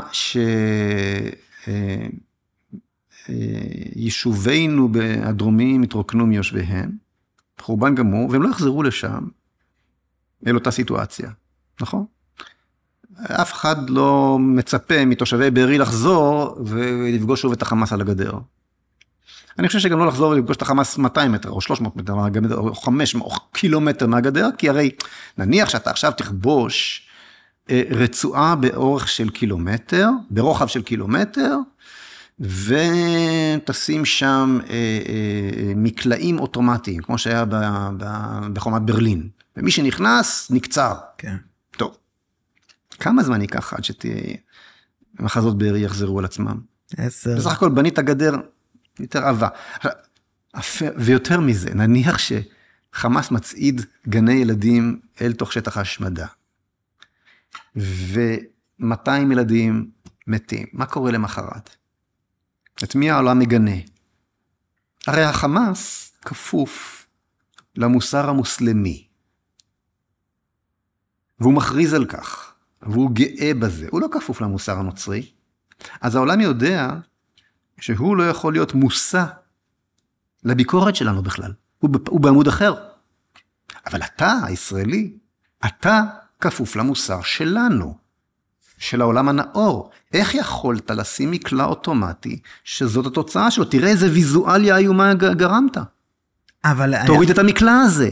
ואם לא תוריד את המקלע הזה, אתה תועמד לדין בבית המשפט הבינלאומי בהאג, והקצינים שלך לא יוכלו לצאת מהארץ ולעשות שופינג במרקס אנד ספנסר. אני מבין. הרשה לי להגן על התזה הזו. אוקיי, אז שנייה. פשוט יש משהו שאני לא מבין איפה זה לא. כי כאילו, אתה אומר את זה כאילו זה רע. אני לא בטוח שזה רע. זה רע מאוד. למה? כי זה השמיד לך עכשיו, המראות בקיבוץ בארי לא מראות רעים, הם תוצאה ישירה של זה. אני מסכים, ואני אולי שמע מאוד מאוד שמאלני עכשיו, אבל המראות בעזה נוראים גם. נכון? אוקיי. אז האם... אבל לא מספיק נוראים. צריך הרבה יותר. אתה מדבר על תינוקות מתים? או שאתה מדבר? הרבה. הרבה. הרבה. אוקיי. אתה מבין שזו דעה קיצונית בעולם. אני מבין שזה טוב. שוב. אנחנו מדברים על טוב ועל רע. לא איך זה נראה בעולם, ולא איך אני הבנתי את זה, ואיך הוא הבין את זה. אני כרגע מדבר איתך על מוסר. אני במשך כמעט 30 שנה, מסביר איך אפשר לפתור את הבעיה בעזה, בדרכי שלום, בצורה הומנית, ש99% מתושבי עזה היו קופצים עליה בשתי ידיים, באופן פרטי. רק בשנה האחרונה, לפי הדיווחים של צבי חזקאלי, מערוץ 12 אני חושב, 13 אני לא יודע, לא עוקב, אבל עזבו 200,000. משלמים סכומים של עד $10,000 כדי שיקחו אותם בספינות לחופי איטליה, חופי יוון, וכל מיני כאלה. ובתהליך, תבין, 200,000 זה רק בשנה האחרונה, יש בעזה פחות מ1,500,000. אגב, משקרים לגבי המספרים, זה לא חשוב באופן עקרוני, אבל המספר הוא פחות מ1,500,000. אתה מדבר על העיר עזה או על הרצועה? כל הרצועה. כל הרצועה. כל הרצועה, כן. זאת אומרת, כמה זה 200,000 באחוזים מתוך 1,500,000? זה 10%. כלומר, אתה יכול, ויותר, אתה יכול לעודד, לאפשר, לתת סל הגירה של $500,000 לכל משפחה, לאפשר להם, במקום לסכן את החיים שלהם בספינות, לעלות על מטוס בשדה רמון שם בדרום, לפני אילת. כן, אתה יודע אבל מה הבעיה? שאף אחד לא רוצה לקבל אותם. תקשיב לנאום של ראש ממשלת סקוטלנד מלפני שבוע. כן, הוא מזמין אותם. מת שהם יבואו, אשתו עזתית, או אחותה של אשתו, כלומר היא משם. וחוץ מזה שהם עושים את זה בכל מקרה, אז איך הם עושים את זה בכל מקרה אם אף אחד לא רוצה לקבל אותם? לא, אין הסכם כזה רשמי, כי אף אחד, כאילו, אף מדינה לא רוצה. מדובר באוכלוסייה עמלנית שחיה לאורך שנים, לצידה של מדינה דמוקרטית, מודרנית, עם בעלי מקצוע, יש צורך בעולם המערבי בעובדים זרים, כי הם הפסיקו ללדת ילדים, ועוד ועוד ועוד, וישראל בדיפלומטיה שקטה ובצורה מסודרת, יכלה לייצר פתרון אמיתי, בפרק זמן של פחות מ10 שנים, לרוקן את רוב הרצועה מתושביה, בדרכי שלום, ואני צועק על זה כבר 20 שנה, ומביא נתונים, ובספר המצע של זהות, הכל שם. אבל לא רציתם להקשיב, וטענתם שהמציאות היא שונה, התעקשתם שזה בלתי אפשרי, לא כי זה היה בלתי אפשרי, זה היה ועוד איך אפשרי, אלא כי לא רציתם שזה יהיה אפשרי. למה? כי הרעיון של הציונות, הנורמליות, מחייב שיהיה לנו עם מי לעשות שלום, ולא להתחבר לייעוד שלנו בין השאר דרך ארץ אבותינו.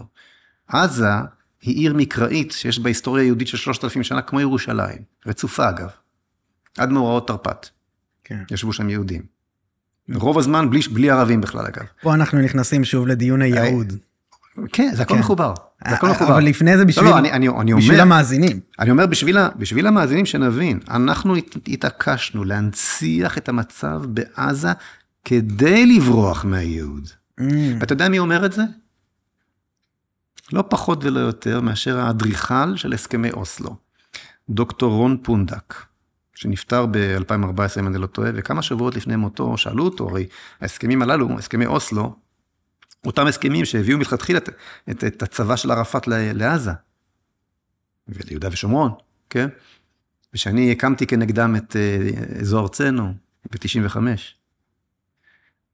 אז אמרו לפונדק, זה לא יביא שלום, זה יביא מלחמה, אוטובוסים מתפוצצים, מסעדות, פתאום צריך שומר בכל בית קפה, בכל תחנת רכבת, בכל קניון, תקציב הביטחון פי 3, חשבנו שיקטן, זה לא הצליח. אז הוא אמר, זה כן הצליח.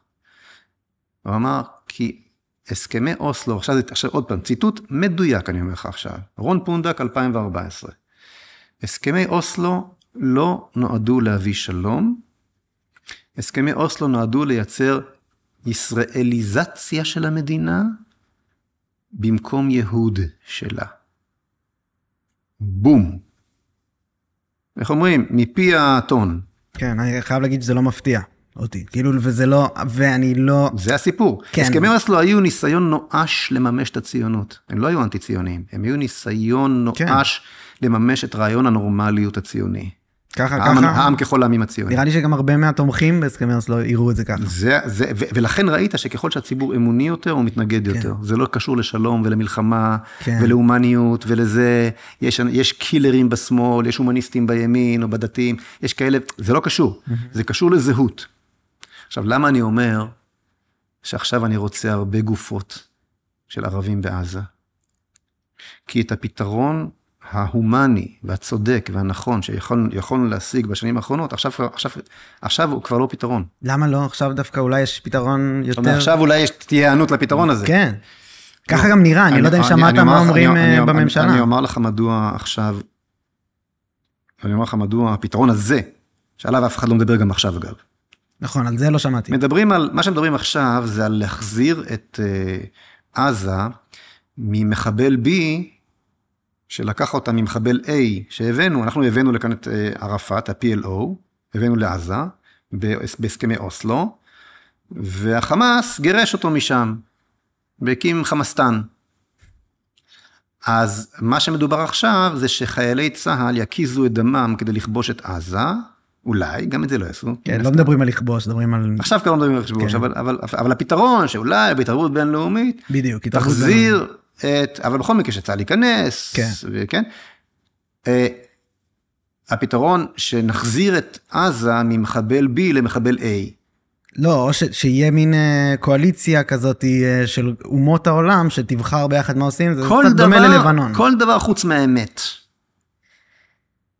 שהיא, האנשים האלה...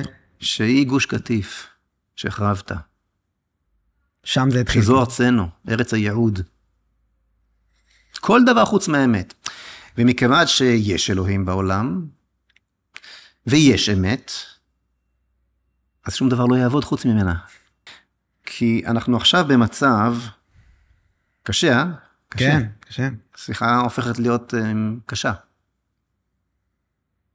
כי אנחנו עכשיו... שאני אגב מאוד חושב בחשיבות שלה גבוהה מאוד, בגלל שהיא קשה.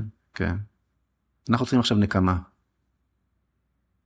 אנחנו לא צריכים עכשיו שקט. אנחנו לא צריכים עכשיו ביטחון. אנחנו צריכים נקמה מאוד לא פרופורציונלית למה שעשו לנו. כי אם לא תהיה נקמה, תראה, המצב עכשיו הוא, ואתה רואה איך שהאנטישמיות עולה בכל העולם עכשיו, בצורה מחרידה. כן. מצב הצבירה של היהודי בתודעה של האנושות כרגע, חזר להיות מצב הצבירה של היהודי, שאחרי ליל הבדולח ולפני השואה. היהודי איבד את זכות קיומו. הנה, חזרת לארץ ישראל, הקמת צבא, ואפילו אתה, לא רק שלא מסוגל להגן על עצמך, אתה גם לא מסוגל לנקום את נקמת דם ילד קטן, שלא ברא השטן. אני יכול לטעון גם שזה עושה הפוך. כלומר, החרפה הזו, אתה מותיר אותה כך. אני אומר לך עוד משפט, שהוא כבר למתקדמים, אבל אחרי כל ההקדמות שעשינו, אולי אפשר לומר אותו. מכיוון שאנחנו העם שמייצג את הטוב בעולם, את האור האלוהי בעולם, את קיומו של האל בעולם, אם אנחנו לא מסוגלים להילחם ברוע, אנחנו מביאים את ההפך. ואנחנו רואים את זה קורה. כן. אנחנו רואים את זה קורה. אז רגע. איך כל ביבי השופכין של האנטישמיות, מציפים עכשיו את כל העולם, וכבר יהודים נרצחים במדינות דמוקרטיות. בארצות הברית עכשיו איזה ראש קהילה אחת, בפנסילבניה אני חושב, נרצחה עכשיו. וזה רק מתחיל. ממש אותו תהליך שלפני השואה. זאת אומרת, אתה צריך עכשיו, על מנת להחזיר את עם ישראל שפל המדרגה המטורף שהמראות הללו הביאו אותנו. במובן של כבוד ישראל. כשאנחנו מדברים על כבודה של אומה, זה דבר חשוב מאוד, בוודאי כבודו של עם השם. אוקיי? אם אתה לא מייצר עכשיו נקמה מטורפת, לא פרופורציונלית, אלפי גוויות של ילדים והכל, הוויזואליה הכי נוראית שיכולה להיות. משבר הומניטרי מטורף, בלי להתחשב בשום דבר. אם אתה לא עושה את זה עכשיו, מחריב, כובש, מגרש ומיישב.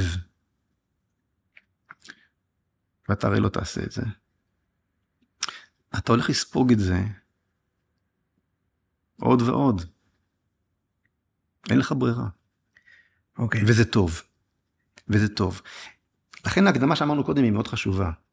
שהטוב והרע מתעתעים. בדיוק. אז זה הנקודה שבה אני רוצה להתעכב, שכאילו, אתה מאוד משוכנע בצדקת המוסר שלך, ולדעתי, הם מחזיקים בדעה דומה על עצמם.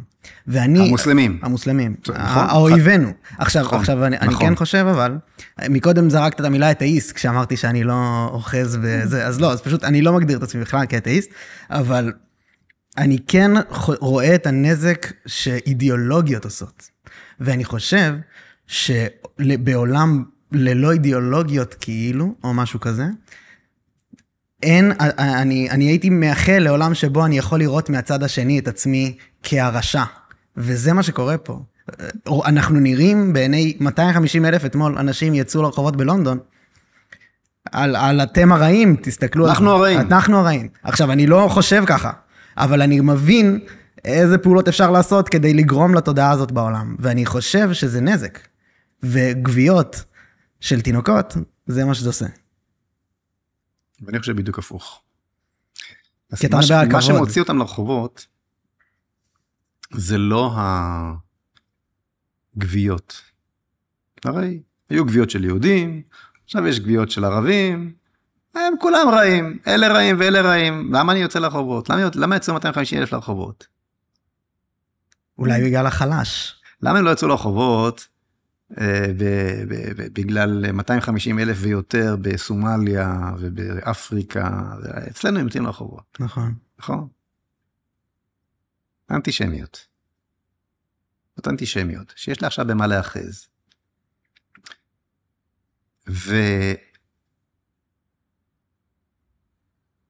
ואם אתה היית אומר, כמו המוסלמים,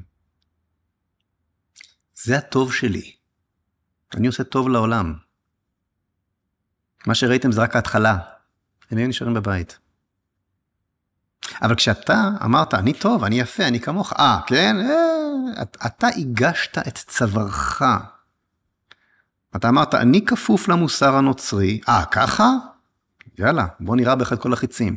אם אתה לא כפוף למוסר הנוצרי, אם אתה כפוף ללוחות הברית, למקור הטוב, למי שקובע מה טוב ומה רע, לא לפי הוויזואליה, אלא לפי האמת, לפי הצדק, אוקיי?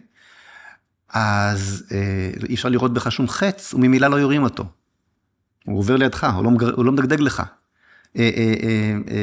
הוא מדגדג לך, כמו שמדגדג לסינואר, כן. אתה יודע, שאומרים לו שהוא לא מוסרי. אני אבל ממש לא רוצה להיות אפילו באותו שיחה מושווה לסינואר. במובן הזה אתה כן רוצה. אתה רוצה לדעת שאתה נשען על קוד מוסרי אמיתי, לא מזויף. בוא לא נשכח לרגע שאותו קוד מוסרי יצא מיבשת אושוויץ. בוא לא נשכח שאותן אומות שמבטאות יותר מכל את אימוץ הקודים הללו, השמידו את דרזדן ככה. כן. השמידו, האמריקאים חיפשו את העיר היפנית שעשויה מהכי הרבה נייר, כדי לזרוק עליה את פצצת האטום. נכון. אל תספר לי סיפורים שזה מוסר אמיתי. זה מוסר מזויף שהוביל ליותר מוות מכל מוסר אחר אי פעם בדברי ימי האנושות. אוקיי? זה לא המוסר שלך, זה לא מוסרי. יש כאן עם, אתה החלטת שהוא עם אגב, עם שהוא לא עם, אפשר להתווכח מה זה בדיוק הדבר הזה, הגדרת פלסטינאים. תקרא לזה העזתים, לצורך העניין. כן, בוא נגדיר אותם כאנשים שנמצאים שם. יש כאן קבוצה אתנית, אוקיי? נקרא לזה כך, הם ערבים שחיים בעזה.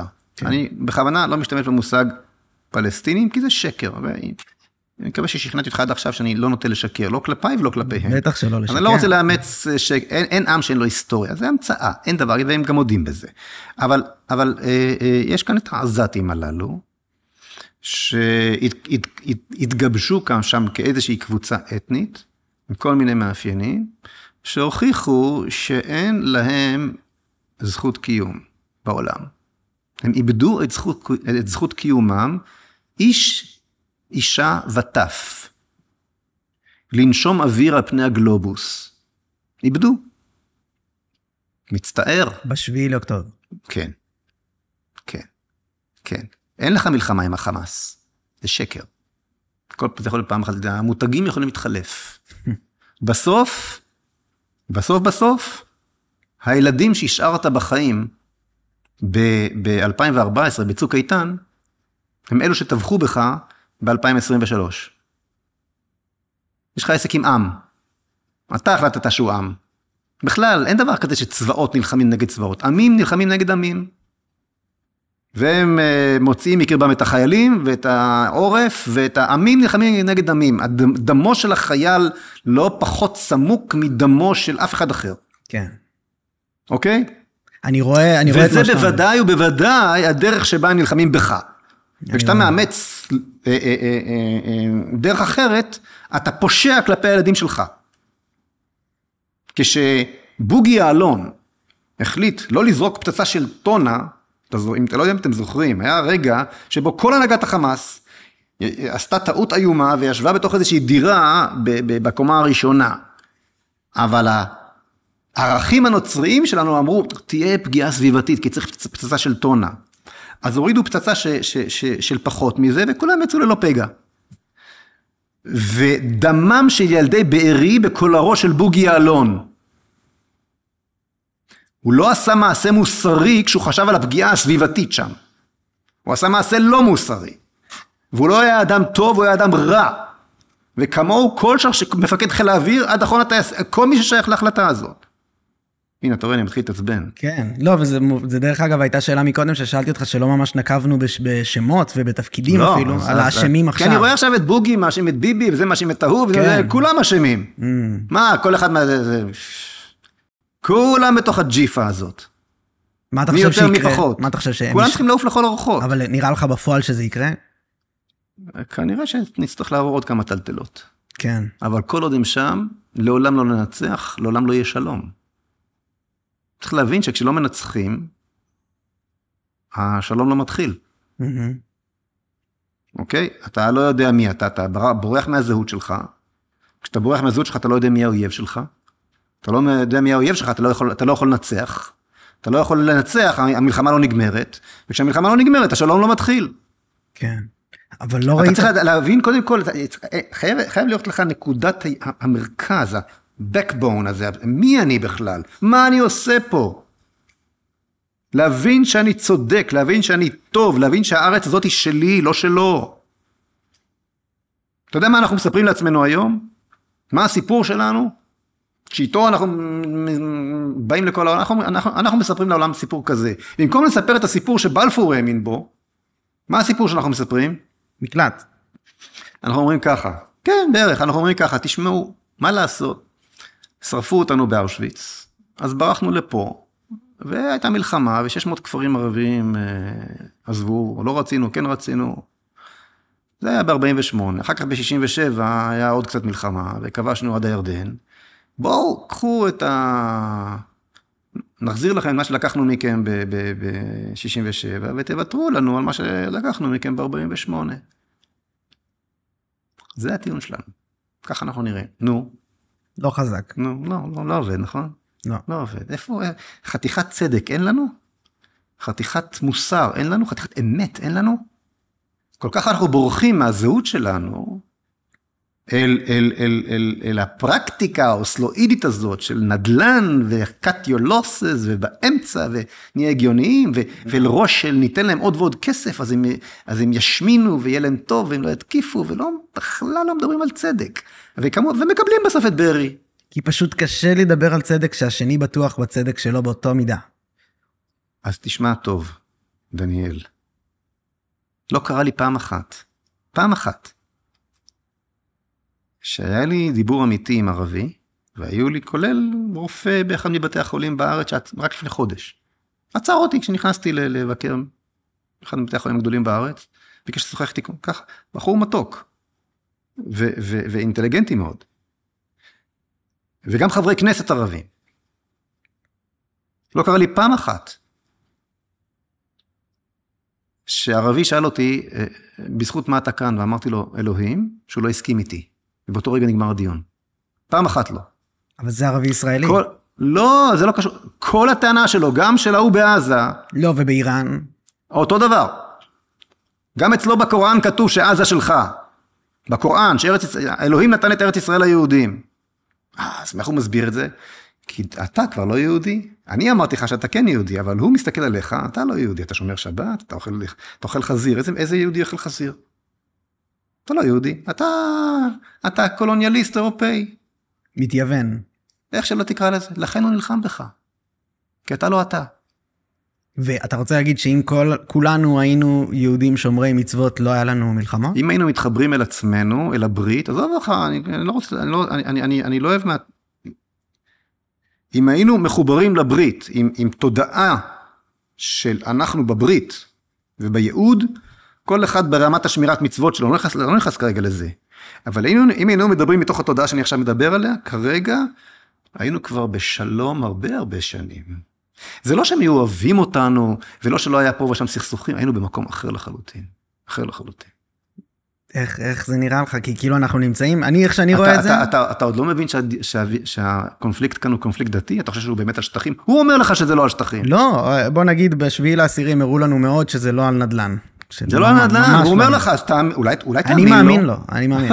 אבל לי זה נראה יותר, שבגלל, רגע, תן לי ללכת, שזה גם מסתדר עם הטיעון המקלטי, שבאיזשהו מקום רדפו אותנו, בשנות ה-40 של המאה הקודמת, והיינו צריכים מקום מקלט, ומצאנו אותו, לצורך העניין, יש כאילו, מבחינת מי שישב פה, והאווירה שהייתה, טירה, כאילו משהו הכי ערבי ישראלי רגיל שאנחנו מכירים, אנחנו מתיישבים פה עכשיו, אוקיי? ההצדקה יכולה להיות לגיטימית לכל העניין, זה לא הקטע. עכשיו אנחנו פה, וזה מקום מוקף בערבים, מכל הכיוונים. הוא רואה אותך צלבני. הוא אומר, אתה קולוניאליסט. קולוניאליסט צלבן, אתה עוד צלבן קולוניאליסט, כן. אתה לא שייך למרחב הזה.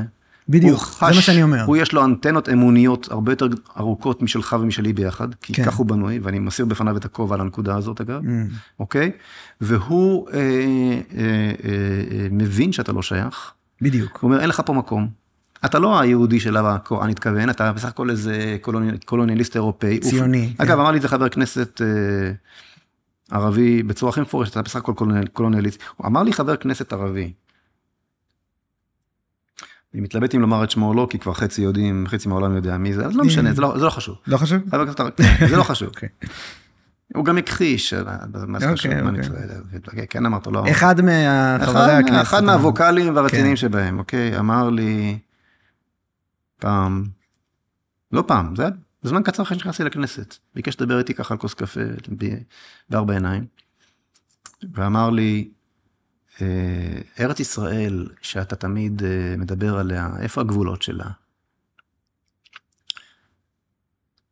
אז אמרתי לו, תקשיב, אני בחור צנוע, אני אסתפק מהנילוס עד הפרט. אז ככה, רגע הסתכל ככה עליי, ולא שמע אף פעם תשובה כזאת, אז הוא אומר לי, ומי אמר?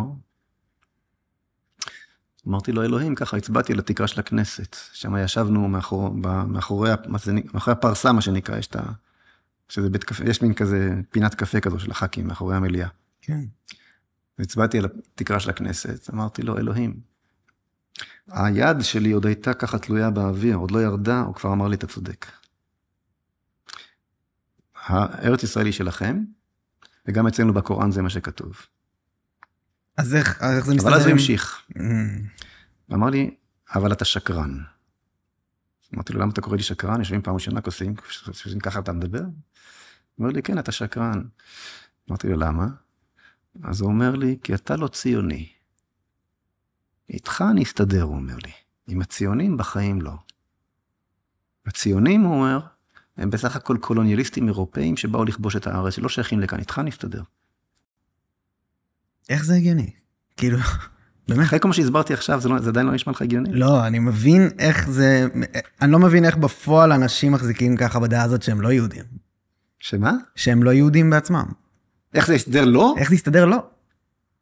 כי הבעיה שלו היא לא טריטוריאלית. זאת אומרת, דתות מסתדרות ביניהן, כאילו... הבעיה שלו היא לא... אם אתה תהיה אתה, הכל בסדר. אז הוא יודע איפה הגבול שלו. הוא גם יודע, הוא יכול להיות גר תושב, הוא יסתדר. הבעיה היא כשאתה מנסה לכפות תרבות שלא שייכת לאזור הזה, עליו. וזה מה שאתה עושה. כן. אתה אומר לעצמך בעצם, לי יש תרבות נעלה. תרבות אירופאית, גם הרצל, זה מה שהרצל אמר, תרבות אירופאית, תרבות חילונית, תרבות מערבית, תרבות יפה, אני אזרוק לו בקשיש כל הזמן, ובסוף הוא יאמץ אותה. הוא שונא אותך יותר משהו שונא אותי, הרבה יותר. אני, בהקשר של ערבים ישראלים, אני דווקא חושב תקשיב טוב, הוא שונא את השמאלנים יותר משהו תימנים. והם גם אומרים את זה. והם צודקים. אתה בז לו בעצם. אתה מתנסה. אני חושב שגם ממש ראו את זה בשנה האחרונה. הוא רואה אותך, בז לתרבות שלך, מתנהג כמו שאתה מתנהג ביום כיפור, כשהחברים שלך מנסים להתפלל לאלוהים, ואתה תוקף אותם, וזה?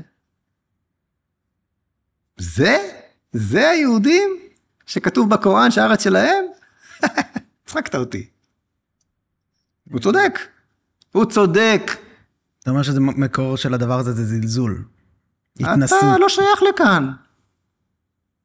הבשורה שתצא מציון זאת בשורת האסלאם, לא הבשורה של הזה ולזה. כמו שהוא רואה את זה, מה פתאום? ארץ הקודש שלנו, והנה הם הוכיחו, הם לא יבשרו מכאן את הבשורה. האור שיצא מציון הוא האור של האסלאם, שיצא מהר הבית, מירושלים, לכל העולם. אנחנו נעיר בחושך של האסלאם את כל העולם מפה. אז איך זה מסתדר עם להסתדר עם יהודים? כי ברגע שאתה כאן, אז הכל מסתדר. ברגע שאתה באמת כאן, הכל מסתדר. אז למה רבים על הר הבית, על הזכות להתפלל בהר הבית? כשאתה, טוב, אני אתן לך משפט ארוך, שאמר רב לוי יצחק מברדיצ'ב, זה משהו חסידי, אוקיי?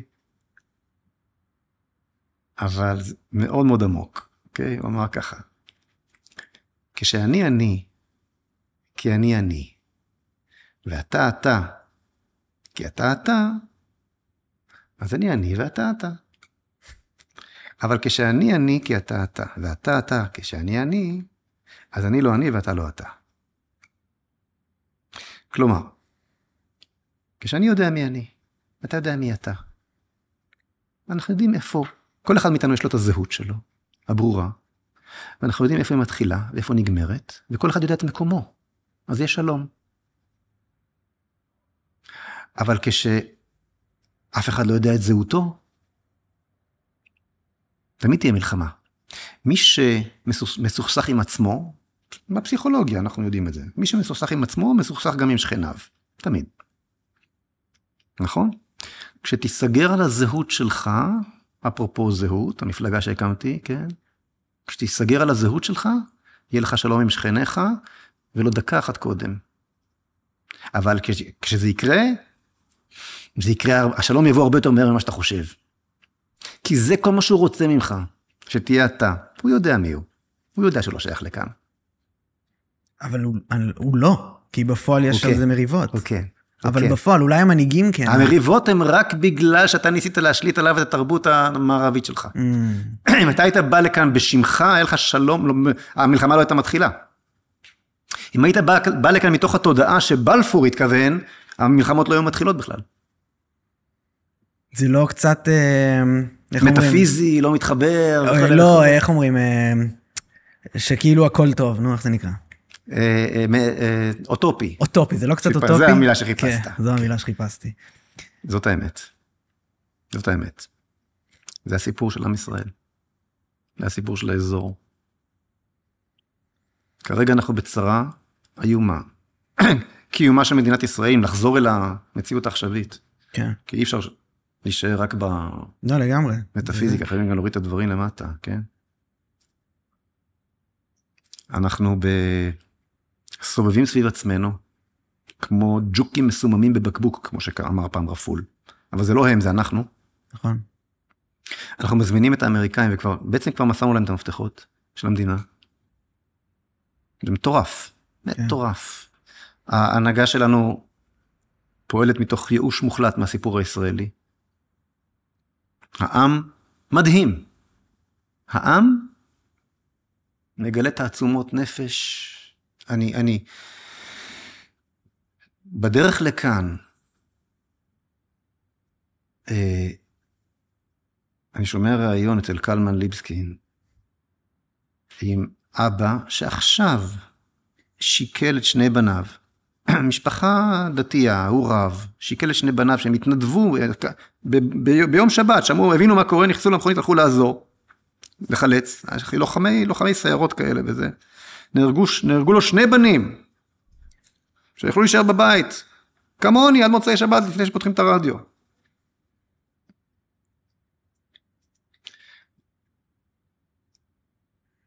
והוא עכשיו קם מהשבעה על שני בניו, והוא בעצמו מפקד פלוגה בשטח, והוא מראיין אותו מתוך הזה.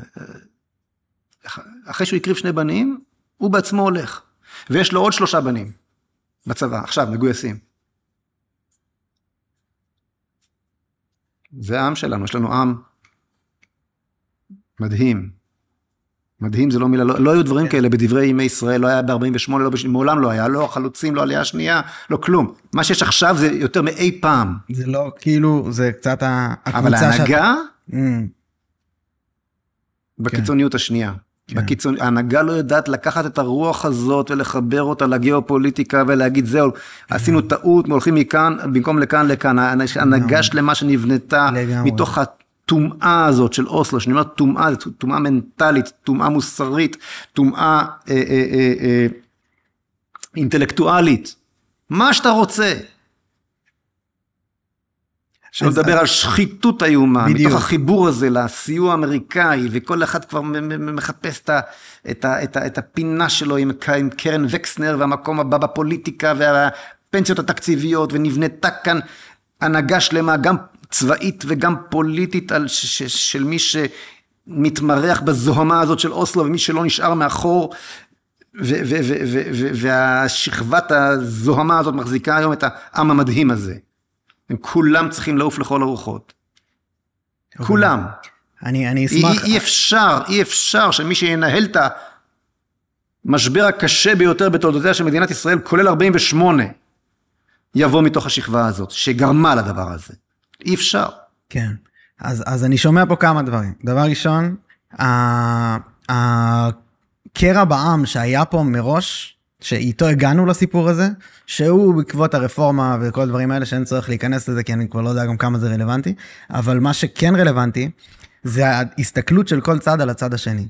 ואני חושב שהרבה ממה שבאמת קרה, זה החולשה שהיינו בה, ואני לא יודע אם אתה זוכר, שממש אנשי הצבא, טייסים וכולם ממש מרדו בהתפקדות. נכון. ואני חושב שמה שאתה מתאר, הזלזול, מה שאמרת על ערביי ישראל, והאנשים פה, והשכננו, שאתה בא מתנסה עם היומרה האירופאית והנוצרית, אני חושב שזה מה שהרגיש הציבור שהיה, שמצביע לאנשים האלה, שאנחנו שנינו מבקרים אותם מאוד. אבל, אתה מבין? לא. המנהיגים האלה הסיטו אותנו אחד נגד השני בעיניי, וזה אחד החולשות העיקריות שבגללה הגענו למצב הזה. ואני חושב שהשמאל ואנשי הצבא היו בביקורת כל כך איומה על האנשים שהצביעו, שזה חצי מהעם, והוא עם חצי שומר אולי מצוות, חצי... מסורתי, כן. מסורתי, כן. ואני חושב שזו התחושה שתיארת, התחושה של ערביי ישראל, וזה, אני חושב שאותו זלזול ויוהרה אירופאית, זה אותו דבר בדיוק. נכון.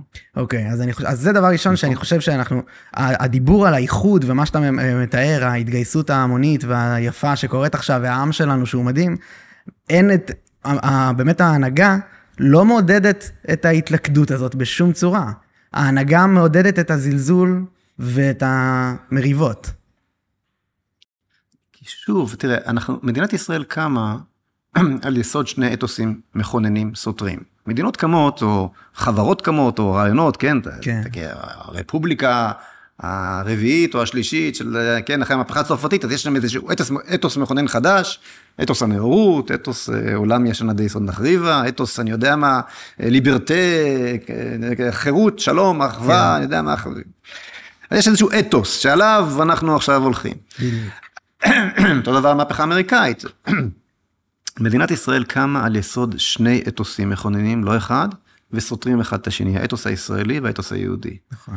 אתוס העם ככל העמים, ואתוס העם הנבחר תקרא לזה, או העם הסגולה. כן. או העם הייעוד.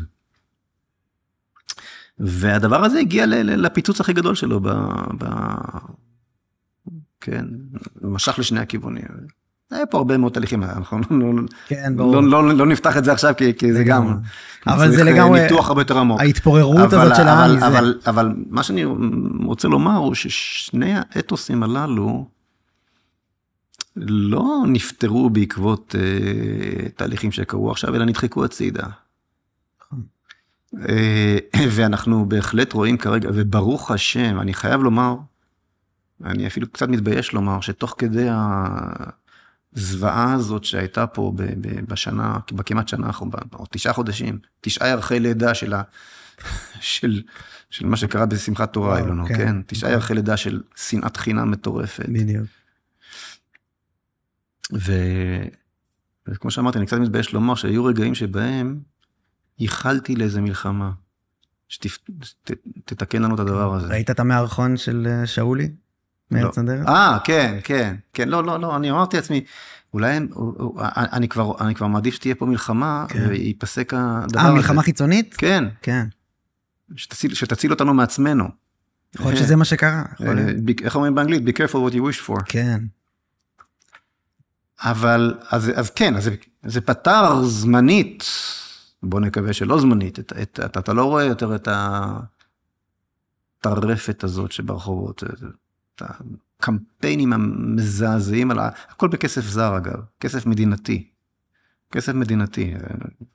סדר גודל של מיליארד שקלים על הקמפיינים של השנאה הזאת. כן. זה לא מחאה עממית, זה גם, המחאה עממית, כמו שאמרת, היו פה גורמים מסיתים. כן. אבל היה פה כסף של מדינות שזרם לכאן, כדי לייצר את הפסיכוזה הזאת, ואת ההסתה הזאת. בעיקר מארצות הברית, ומגרמניה, ומכל ה-BDSים למיניהם, ומכל מי שגורמים, לא ניכנס לזה, עכשיו אם תרצה אני אפרט יותר, אבל זוועה, אז כרגע זה נרגע, כרגע הכסף הזה יושב, מחכה נחש חזר למאורה שלו קצת, אוקיי? אתה רואה שבתקשורת ב-12, 13 זה נמשך. זה נמשך בהרבה מקומות. זה נמשך, כן, זה נמשך. אף אחד לא הלך הביתה. קיצורו של עניין, אני חושב שעם כל, על אף שאני מקווה בדיוק כמוך, שזה נגמר, אני לא רואה שזה נגמר. לא. אנחנו כרגע במצב של סכנה קיומית. אבל מכיוון שאני אדם מאמין, אני מאמין שנצח ישראל לא ישקר, אני מאמין שאנחנו נשרוד את זה. אני אפילו לא יודע להגיד איך. עד כדי ככה המצב קשה. אני לא רואה איך אנחנו יוצאים מזה. אבל אני מאמין גדול, ואני אופטימי.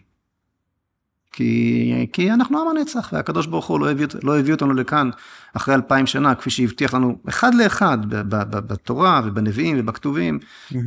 כל הסרט מתחולל פה בדיוק כמו שהובטח. כן. אתם תלכו, אתם תשרדו, תסבלו, תחזרו. בקיצור, לא חזרנו לכאן אחרי 2000 שנות גלות, שבהם שרדנו בצורה פלאית שכזו, בתור בדיחה מקברית של הבמאי הראשי של ההצגה. אני חושב שאלוהים הוא טוב, אני לא חושב שהוא רע. אז מכיוון שכך, אנחנו נשרוד את זה. אבל אחרי שנשרוד את זה, ונקבל איזשהו פסק זמן פה ממה שקורה, ונניח שהאמריקאים לא יקחו פה לגמרי פיקוד, או לא יודע מה יקרה איתם, יקרו פה דברים משוגעים בשנה הקרובה. זה ברור. מלחמת עולם, לך תדע, הם לא פה בשבילנו. כן. מקודם שדיברנו על כל מה שקורה, דיברנו על זה בהקשר מוסרי, על הדברים זה, אבל בהקשר הדיפלומטי-מדיני, שזה מה שאתה אומר, אולי מלחמה קרה אפילו אומרים, שכל האומות מחזיקות אחת השנייה בגרון עכשיו. ויש פה דברים שעומדים לקרות שמאוד מעניינים. האמריקאים צריכים להערכתי מלחמה, הם זקוקים כרגע למלחמה.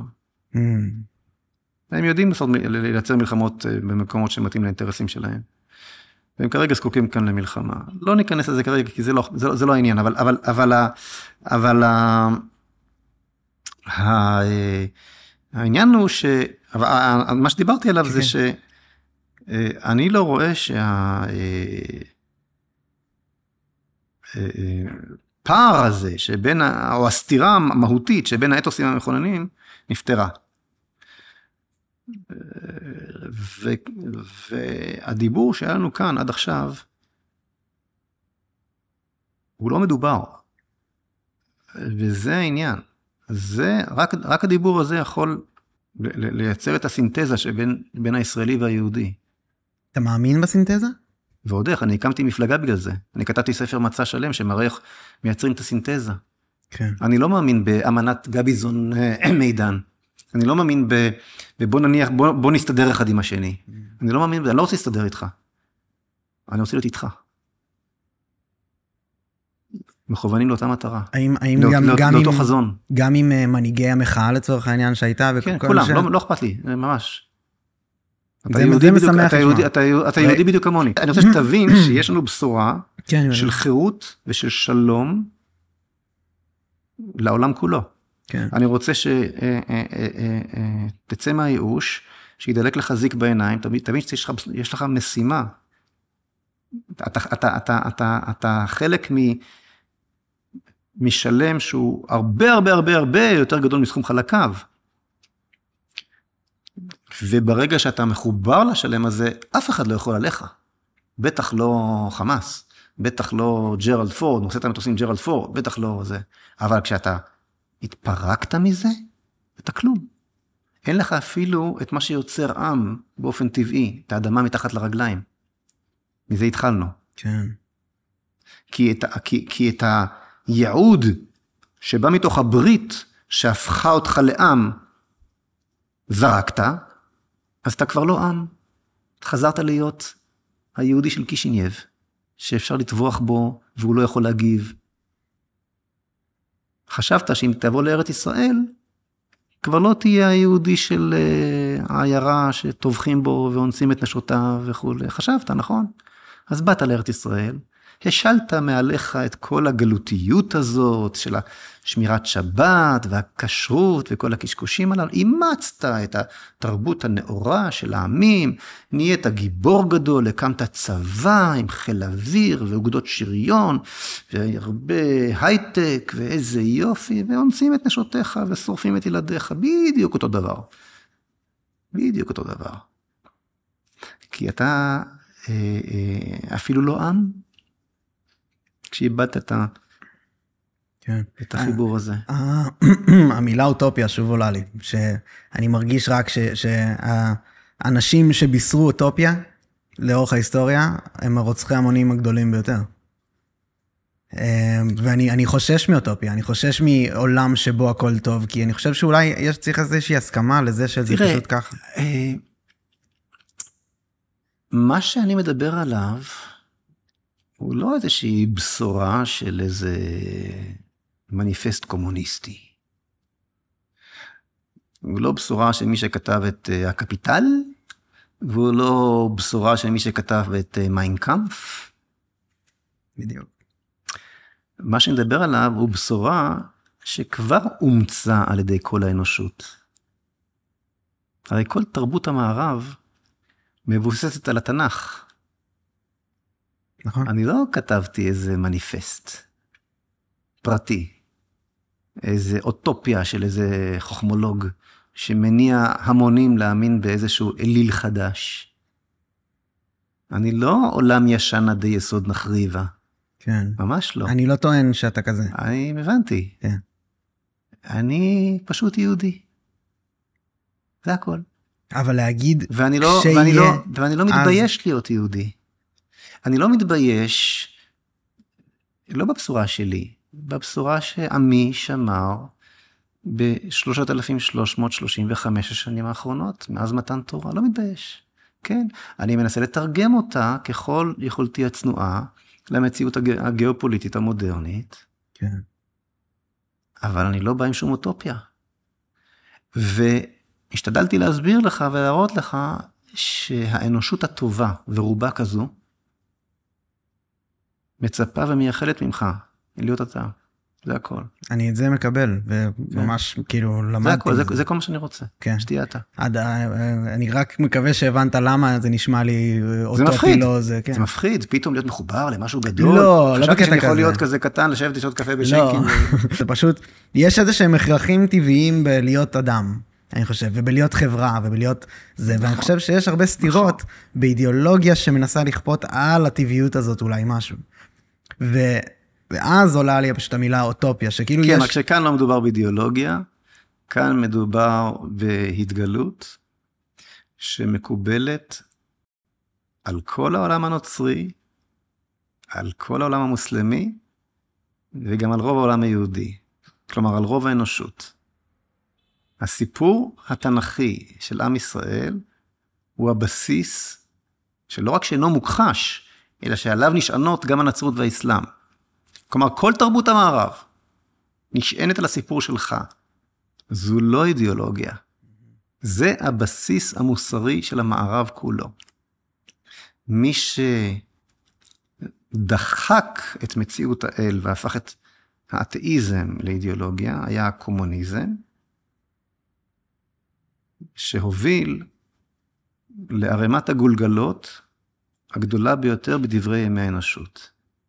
עולם שאין בו אלוהים, עולם שאין בו צלם אלוהים. איך אמר לנין, אין אנשים, אין בעיות. אני לא יודע אם זה היה לנין או סטלין, אני חושב של לנין, אם אני לא טועה. יותר מתאים לסטלין דווקא. אולי. אין אנשים, אין בעיות. ובכל מקום שהקומוניזם הגיע, עשרות מיליוני, הרבה יותר מלחמת העולם השנייה למשל. כן. כשאתה מצרף את כל קורבנות הקומוניזם בברית המועצות, ובסין, ובחמר רוז' ובכל מקום, זה, כלומר, עולם שאין בו אלוהים הוא עולם של מוות. מה האל רוצה מהאנושות, מעולמו, כולם מסתכלים, גם בנצרות, גם באסלאם, אל התנ"ך שלנו. ואז מתחילים להתווכח. אחר כך גם בברית החדשה, כן קיימו, לא קיימו, ויש ויכוחים תיאולוגיים. אבל זה שהבסיס הוא 10 הדיברות שלך, שעליו גם הם נשענים, אז זה לא עוד אידיאולוגיה. זה לא עוד אידיאולוגיה. זה התשתית של התרבות האנושית. אבל גם, כמו שאמרנו מקודם, המוסלמי בטוח בצדקתו. כשהוא רוצח ואונס, אני כאילו לא... בסדר. אתה רוצה שאני אוכיח לך שהוא טועה? זה נורא קל. אוקיי. זה נורא קל, אבל אני לא רוצה. כי מה, אני אוכיח עכשיו שהאסלאם, אנחנו נכנסים עכשיו לאיזה פודקאסט חדש, על דיונים תיאולוגיים ביניהם, אנחנו יהודים. אם אתה רוצה, נקבע בנפרד, למה היהדות צודקת ולא האסלאם. אין קל מזה. אין קל מזה. אני רק בהקשר של ה-PR שלנו בעולם. אבל כמו שאמרת אתה בעצמך, אני יהודי. כן. אני יהודי. והייתי לפני הנצרות, כן, הייתי, איך אומרים, ראיתי את האשורים ואת הבבלים ואת הפרעונים ואת היוונים ואת הרומאים, ואז הגיעה הנצרות, אוקיי, ראיתי גם אותם, ואז הגיע האסלאם, ראיתי גם אותם, הכל בסדר. וואו. הכל בסדר. כן. אוקיי, אז אני אשמח לשאול ברשותך, מה עכשיו? מה עושים?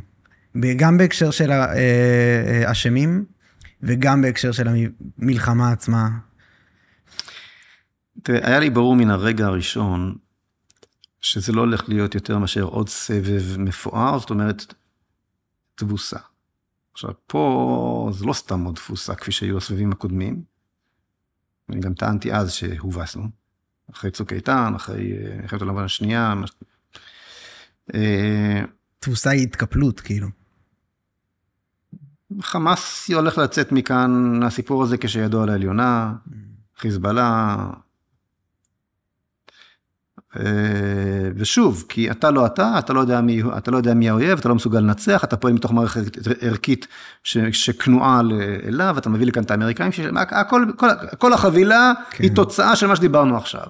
עכשיו דיברנו על היסודות. איזה יפה גם שלא הייתי מבין את מה שאתה אומר בלי כל ההקדמה שלך. חד משמעית, זה באמת, ואני מודה לך, שבנחת נתת לי להניח את הדברים. כן, זה חשוב. אריח על גבי לבנה, כמו שאומרים. כי רק מתוך הדבר הזה אפשר בכלל להתחיל להבין מה קורה פה. ומכיוון שזה מנוהל על ידי מערכת של הנהגה ביטחונית ופוליטית, שמשועבדת לחלוטין לכל העיוות הגדול. האתוס האירופאי, מערבי, נוצרי. כן, כל מה שתיארנו מהתחלה עד עכשיו. אז זה ייגמר בתבוסה, שתהיה הרבה יותר קשה מקודמותיה, א', כי זה התחיל במכה הרבה יותר קשה,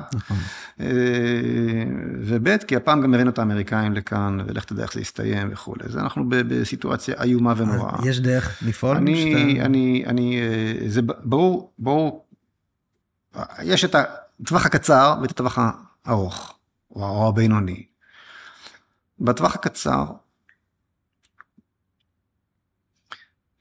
לכאורה, מה שאני עכשיו אומר, הוא אמור כל חייל עכשיו בחזית, זה רחמנות, הם נמצאים שם בעוצמות אדירות, רוצים זה, ומי שעיניו בראשו, אחרי ששומע אותנו, וגם אני מקבל הרבה ידיעות מהחיילים, אני רוצה לעשות את זה, בקיצור. כן, כן. אולי נעזוב, נלך הביתה, משחקים איתנו, בשביל מה אנחנו סתם מסתכנים פה, כל יום עולה כמעט 500 מיליארד שקל, כל יום להחזיק את 300 או יותר 1,000 חיילים. כולנו נשלם את זה בסוף, כן.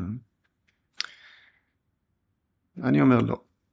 אני אומר, אסור לסרב, כי הדבר האחרון שאת מחזיק את הלאומיות הישראלית, זה העובדה שחיילים לא מסרבים. אם זה יהיה איש להולך הישראל, אסור לנו לעשות את זוועה שעשו פה אותן קבוצות טייסים ומה שעשו כאן קודם לדבר הזה. הסירוב, אתה מדבר על הסירוב. כן, אסור לסרב, למרות שזה בעיניי מלחמת שולל.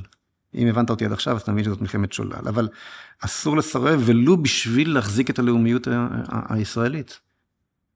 כי אם כל אחד ילך הביתה, אז אין יותר... אז אנחנו אספסוף, ואז באמת יטבחו בנו. בכולנו. מנגד, אסור לחייל בחזית בשום אופן לסכן את חייו עבור ערכים נוצריים מזויפים. אם חלילה וחס תיכנס לעזה, ואני חושב שזה לא יקרה, ואם חלילה וחס יעשו סיבוב בעזה כדי להפיס את דעתה, לא יודע בשביל מה, באמת כבר לא יודע בשביל מה. אם אתה לא מתכוון לכבוש, אתה לא מתכוון לנצח, אז מה... אומרים חיסול החמאס, כאילו, פירוק מנשקו. זה הבלים, זה כלום, אני בז להם ברמה שקשה לתאר. כן. הייתי שם בוועדת חוץ וביטחון בצוק איתן, אז הם פחדו ממני, הקציני הצבא שהגיעו, הגיע אייזנקוט, ברח. ברגע ששאלתי את השאלה הוא ברח, הוא היה סגן הרמטכ"ל. מה שאלת אותו? מי האויב? תגיד לי מי האויב. תל אביב מופגזת כבר חודש וחצי, אני שואל את סגן הרמטכ"ל, אתה מסוגל להגיד לי מי האויב? הוא לא היה מסוגל. אתה לא יודע מי אתה לא יודע מי האויב. המנהרה היה אויב. המנהרה היה אויב, הטיל האויב, תגיד לי מי האויב, הוא לא היה מסוגל להגיד החמאס. כי אם חמאס הוא האויב, אז צריך לכבוש את עזה כדי לחסל אותו. לכבוש את עזה זה הסוף של אוסלו. הסוף של אוסלו זה הסוף של כל הקונספט שקיבלנו על עצמנו. הישראליזציה. באופן גיאופוליטי של הישראליזציה במקום יהוד, כן. ועל סמך האימוץ הקונספט הזה הוא נהיה רמטכ"ל. ונהיה משהו עכשיו. ברגע שאתה היית איזה אופר וינטר כזה, השאירו אותך למטה, רחוק ממעגל מקבלי ההחלטות, כמו עכשיו בקבינט המלחמה, סידרת לך רק את האנשים שמשובטים לחלוטין לקונספציה. בן גביר צודק לגמרי מה שהוא אמר בבוקר. יש לך שם בפנים רק מי שמחויב לקונספציה. אתה סידרת לעצמך קבינט מלחמה שכל כולו משובט לפי הקונספציה. ברור שתפסיד. בקיצור, אז אני אומר, אתה לא חוזר הביתה. אבל אתה בשום אופן, אם אומרים לך להיכנס לבית ולחפש מחבלים, כי אולי יש שם ילדים ואי אפשר להפציץ אותו, אז תפציץ אותו. וזה לא מוסרי לסכן את החיים שלך בשביל לעמוד בסטנדרטים האירופאים, כדי שמישהו שם למעלה יוכל לטוס ללונדון אחרי המלחמה. לא, זה לא מוסרי. ממש לא מוסרי, וגם מחכים לך בבית. אתה לא תהרוג את עצמך בשביל מוסר נוצרי מזויף, מוסר של יבשת אושוויץ, כדי לאפשר לרפד את הקריירה של כמה קצינים ופוליטיקאים בהמשך. אז תישאר ותילחם כמו יהודי. הקם להורגך, השכם להורגו. אוי לרשע ואוי לשכנו. כי אתה צודק, כי זאת הארץ שלך, כי אתה נלחם בתמצית הרוע האנושית, שבא לידי ביטוי בציבור עזתי, לא במותג של כאלה לובשי מדים, לא לובשי מדים. יש פה צד שצודק, יש פה צד שטהור, יש פה צד שטועה, שזה לא שלו, הוא לא צודק והוא תמה, והוא צריך להיות מושמד עד האחרון. וזאת האמת, וזה הצדק, וזה היושר. זה המוסר. וזה המוסר, כן. אתה מייצג כאן צדק. אתה נמצא פה כדי לעשות צדק. ואין דבר יותר נעלה מנקמה בסיטואציה הזאת. נקמנות היא דבר רע. נקמה היא דבר טוב. היא הביטוי של הצדק. אתה צריך עכשיו לעשות צדק. כדי שיהודי בכל העולם לא יחזור להיות בן מוות. כי כרגע היהודי חזר להיות בן מוות. וזה תלוי בך, בלוחם שם בעזה. להראות שיהודי הוא לא בן מוות.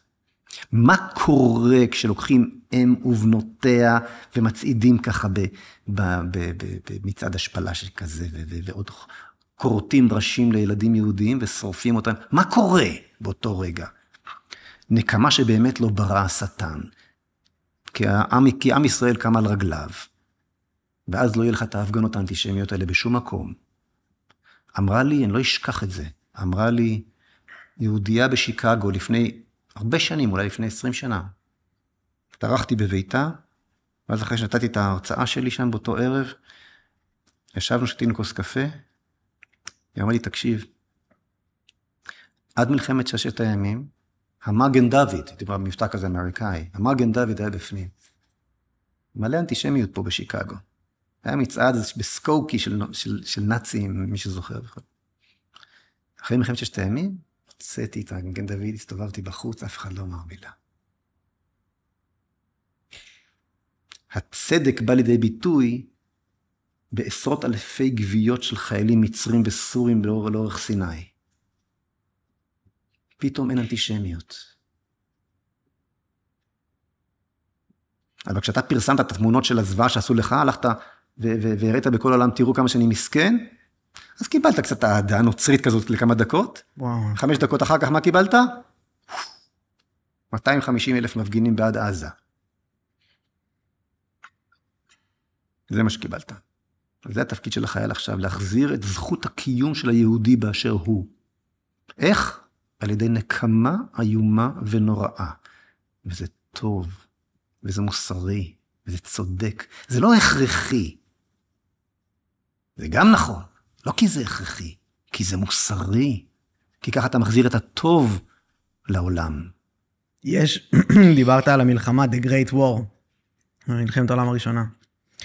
היא מותגה בקרב ארצות הברית, כאילו בקרב הגיוס של הצעירים, היא מותגה כהמלחמה שתסיים את כל המלחמות. ולמה זה לא קרה? למה זה לא קרה? כי לא היה מצעד של בנות הברית ברחובות ברלין בסיומה. כן. והשארת זנב, קיבלת את המלחמה הבאה. אסור להשאיר שום זנב בעזה. החזית האמיתית היא עכשיו הגמרים, הכיתות כוננות, ההגנה על הבית ממש. כל אחד ביישובו, ומי שעושה את עבודת קודש כאן עכשיו, ומקים כיתות כוננות בכל הארץ, מתרוצץ ומחלק נשקים, זה השר הכי מושמץ. היחיד שעושה משהו אמיתי, זה השר הכי מושמץ, בן גביר. כן, אתה מעריך אותו בתקופה האחרונה? הוא היחיד שעושה עכשיו משהו חשוב, אמיתי, נוכח המצב. זה בטווח הקצר. מעבר לזה, אנחנו צריכים להקים לנו מנהיגות אחרת. איך מתחילים? אני לא יודע, אני לא יודע אם בכלל תהיה פוליטיקה אחרי מה שאנחנו חווים, לא יודע איך הכוכבים יסתדרו כמו שאומרים, אבל אנחנו צריכים להבין שהבעיה המהותית שלנו היא לא עם העם, אלא עם המנהיגות שלו. למרות שהם גורמים לנו לחשוב שזה אחד והשני, שזה העם. אנחנו צריכים מנהיגות שמדברת בשפה שדיברנו עכשיו. זה מה שאנחנו צריכים. זה לא מתחיל בלמצוא אשמים וזה, כאילו אנחנו לומדים לחזור לשגרה. כולם אשמים. השמאל הביא את האסון של אוסלו, והימין המשיך אותו.